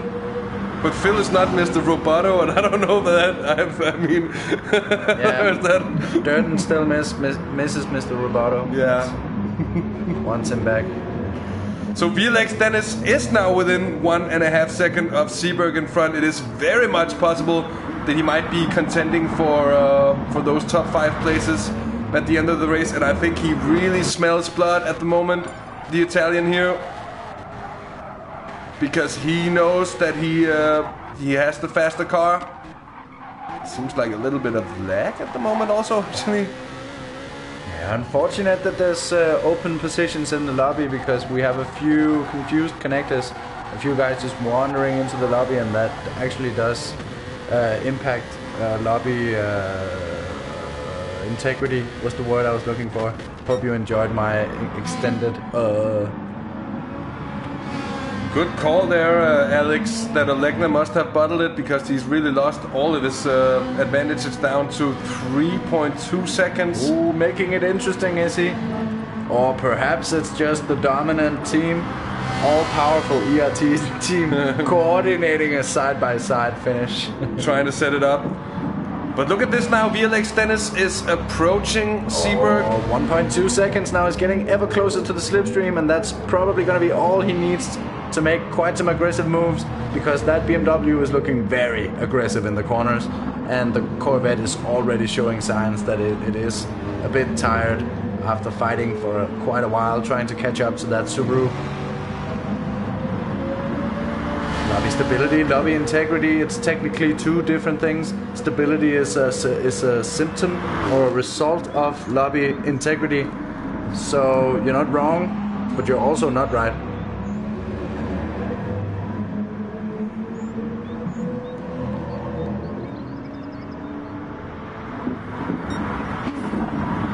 Still status quo between Dennis and Seberg. And then it's a question, is Dennis catching up to Unaleska at the moment? Not really though. That's also just been a little bit stagnant over the last couple of laps, right around 1.5 seconds. I think actually Unaleska's been able to pull out a little bit of an advantage. And that just goes to show how it swings back and forth. Yeah, I think you see the rear end of Seberg getting just a bit looser. I think he's feeling the heat from Dennis coming up from behind. You see him just getting on the throttle a bit too hard, having to correct his throttle input. You can see it by the rear end stepping out just a tiny bit here and there. Yeah. And I think he's pushing hard, and with 2 laps still to go, I think he might be trying to just keep that gap for as long as possible, because he won't be able to defend very hard, I don't think. I think you're right. Getting some calls that Dennis is in the send zone. Indeed, at this track it seems like the send zone is about 2 seconds coming into send corner. Yeah. So we're approaching the final 2 laps of racing, and as we are that, it's VLX Dennis who is now more and more hastily approaching Seberg in 5th position, and I think it might be Seberg beginning to feel the heat as Dennis runs a little wide through the final corner. Yeah, Dennis was very focused on getting a very powerful exit there, and just bottled it a little bit, I think. Losing more than he'd want to, but now it's time for the braking zone. Look at how the BMW gets through that. Doesn't quite get on the throttle early enough to really pick up much time. He just closed the gap and it went back out again. And indeed, Gianluca, just a quick comment to what you wrote before, that more lobby spots. Yeah. After the best of British, there's been an increased increased hype about multi-class racing in GT Sports, something that we've done quite a lot. Yeah, it's actually how we got into lobby racing in general, or league racing in general. Was looking for good, clean multi-class racing, and it is amazing in GT Sport, and it carries the multi-class really well. But in the end, you know, there's nothing you can do. The PlayStation pretty much is limited in the way that it's designed to about 16 connections, 20 in some very rare cases. So, unfortunately, I don't think that there's much they can do. We're gonna have to hope that it changes for the next gen PlayStation, but that's a whole different conversation, because that's gonna mean different games as well. It's gonna mean there's no way we can speculate on that. We're not developers, of course. Obviously. Quite obviously, indeed. We have a call that Dr. Hash might be low on fuel. Oh, let's have a look with that, because yes. Yeah, he certainly has been bunning it.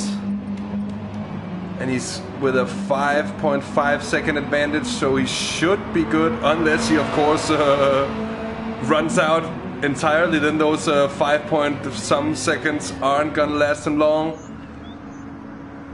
We are upon the final lap of racing, which means that these 2 drivers just have to make it around one more time, and they might even set up a photo finish, 1-2 photo It is quite finish. possible to do so, and the gap is just 3 seconds. They can see each other. And Olegna actually lost a little bit of time across the last few laps after his incident that we didn't catch on camera. I think Dr. Hash has lost a lot of time, because he's now fuel 23. saving. He's been fuel saving heavily. He has 4 and some seconds down to Unaleska now, and he's gonna be watching that gap, trying to bring it down ever closer. It is worrying, because he's losing a lot of time. Yeah. He's on fumes already. Yeah, he is, and he's lost more than a second on this lap alone. Still quite a few hard accelerations to get done as well. Yeah, Thunderstorm calling for Hübbe to steal the win from Olegna if they're gonna do that. Gone! Here's Hübbe. Dennis has sent it. Dennis is in P5. We're getting calls. No, Oh, it's he's close. not. back to 6th. It's definitely a developing battle Is it here. something we can catch? It is something we can catch. It might be something we can catch. This is it. This is the send I zone. think it's something into the hairpin here. Send it. No, it's not. And then we're just gonna send stuff all the time. Whoa, whoa, whoa, whoa. Whoa, in the meantime, we've had Olegna cross the finish line to take the victory. Oh! No. No, and it's gonna all play out for Jay there in the end. Yeah, I think so as well. Let's just have a look at what happened between VLX Dennis and Seberg. This is from a bit away back I still indeed. waited for a while with that replay. Yeah, that's true. But I'm now sorry. we're in there. No, It looked very weird, that whole thing. Yeah. That was a strange situation, and in the end, Dennis comes across in P5 with Jay coming in 6th position, and then we have Seberg in 7th position, unfortunately. Fred Dude in P8. Fred Dude in P8 is a very respectable result. Good. And then Doctor coming home for 9th, and then it's gonna be Wizard for 10th position. So ERT taking up the first 2 positions and the last 2 positions in the end. Look at that dominance, Dutch dominance today here in the IGTL No solo one race. could pass the Dutchie on the left-hand side today. Certainly not. There wasn't even any attempts, really. No one won. Everyone was just bogarting. I was just about to say. And with that reference, we're gonna go on to our 3rd place guy with Dr. Ash. How has this turned so okay? Smoke weed every day. And indeed, Thunderstorm is right on that one. Dutch dominance, Erie's dominance, Ferrari dominance as well, with Dr. Hash in Subaru taking 3rd place. Subaru as well in 4th with TX3 Strong Unaleska. showing from the Subarus. I was skeptical about those cars. I've seen people have a nightmare of a time in them before, but these guys, this high level of drivers, they were certainly able to get the most out of them. Nice to see VLX Dennis with quite a resurgent performance. That last lap incident or not, still a very, very nice resurgence from him and a great comeback. And it has to be said. It has to be said in fairness that he did wait immediately, lifted immediately. But then when he realized that Jay was coming through as well, I think he might have had a short moment of panic, and he ended up taking off. And the end result was him in 5th, Jay in 6th, and Seberg in 7th. Yeah. And Fred Dude, as we mentioned before, 8th, and then the 2 last Aries guys. Yeah, kind of fun to see Doctor and Wizard in last and second to last position, and then Olegna and Weeby in the first 2 positions. Yeah. But that also shows that it was a very close race, that many things could happen. We had incidents for Wizard at least. Yeah, quite a big outbreaking incident. So that's true. More of a tough time, while the 2 front ERT guys just went away right from the beginning and had the perfect lights to flag race, really. Indeed. And good night, Gianluca. See you tomorrow for the stint race. Yeah, rest up. We hope to see you in top shape tomorrow.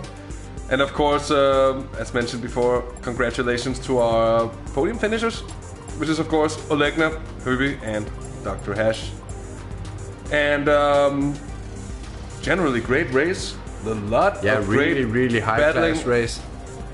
We talked about the fact that we managed to finish mid-pack in the one that we actually finished. Yeah. And I don't think we would have been able to do that today. The class would not have. The level of competition is really, really growing in the IGTL in general, but specifically in this one, in the solo race as it's now known. Yeah. It's getting harder and harder to consider it really a support race. Yeah. It's the level isn't really that dissimilar to what you see in the main race tomorrow. No, that's true. That's true. Which is impressive because what you're gonna see tomorrow is the best possible it's gonna be great. Race. It's gonna be great. It's gonna be crazy. Make sure you tune in tomorrow. It's been an absolute pleasure having everyone along. What a lovely chat we've had. So much fun. Indeed.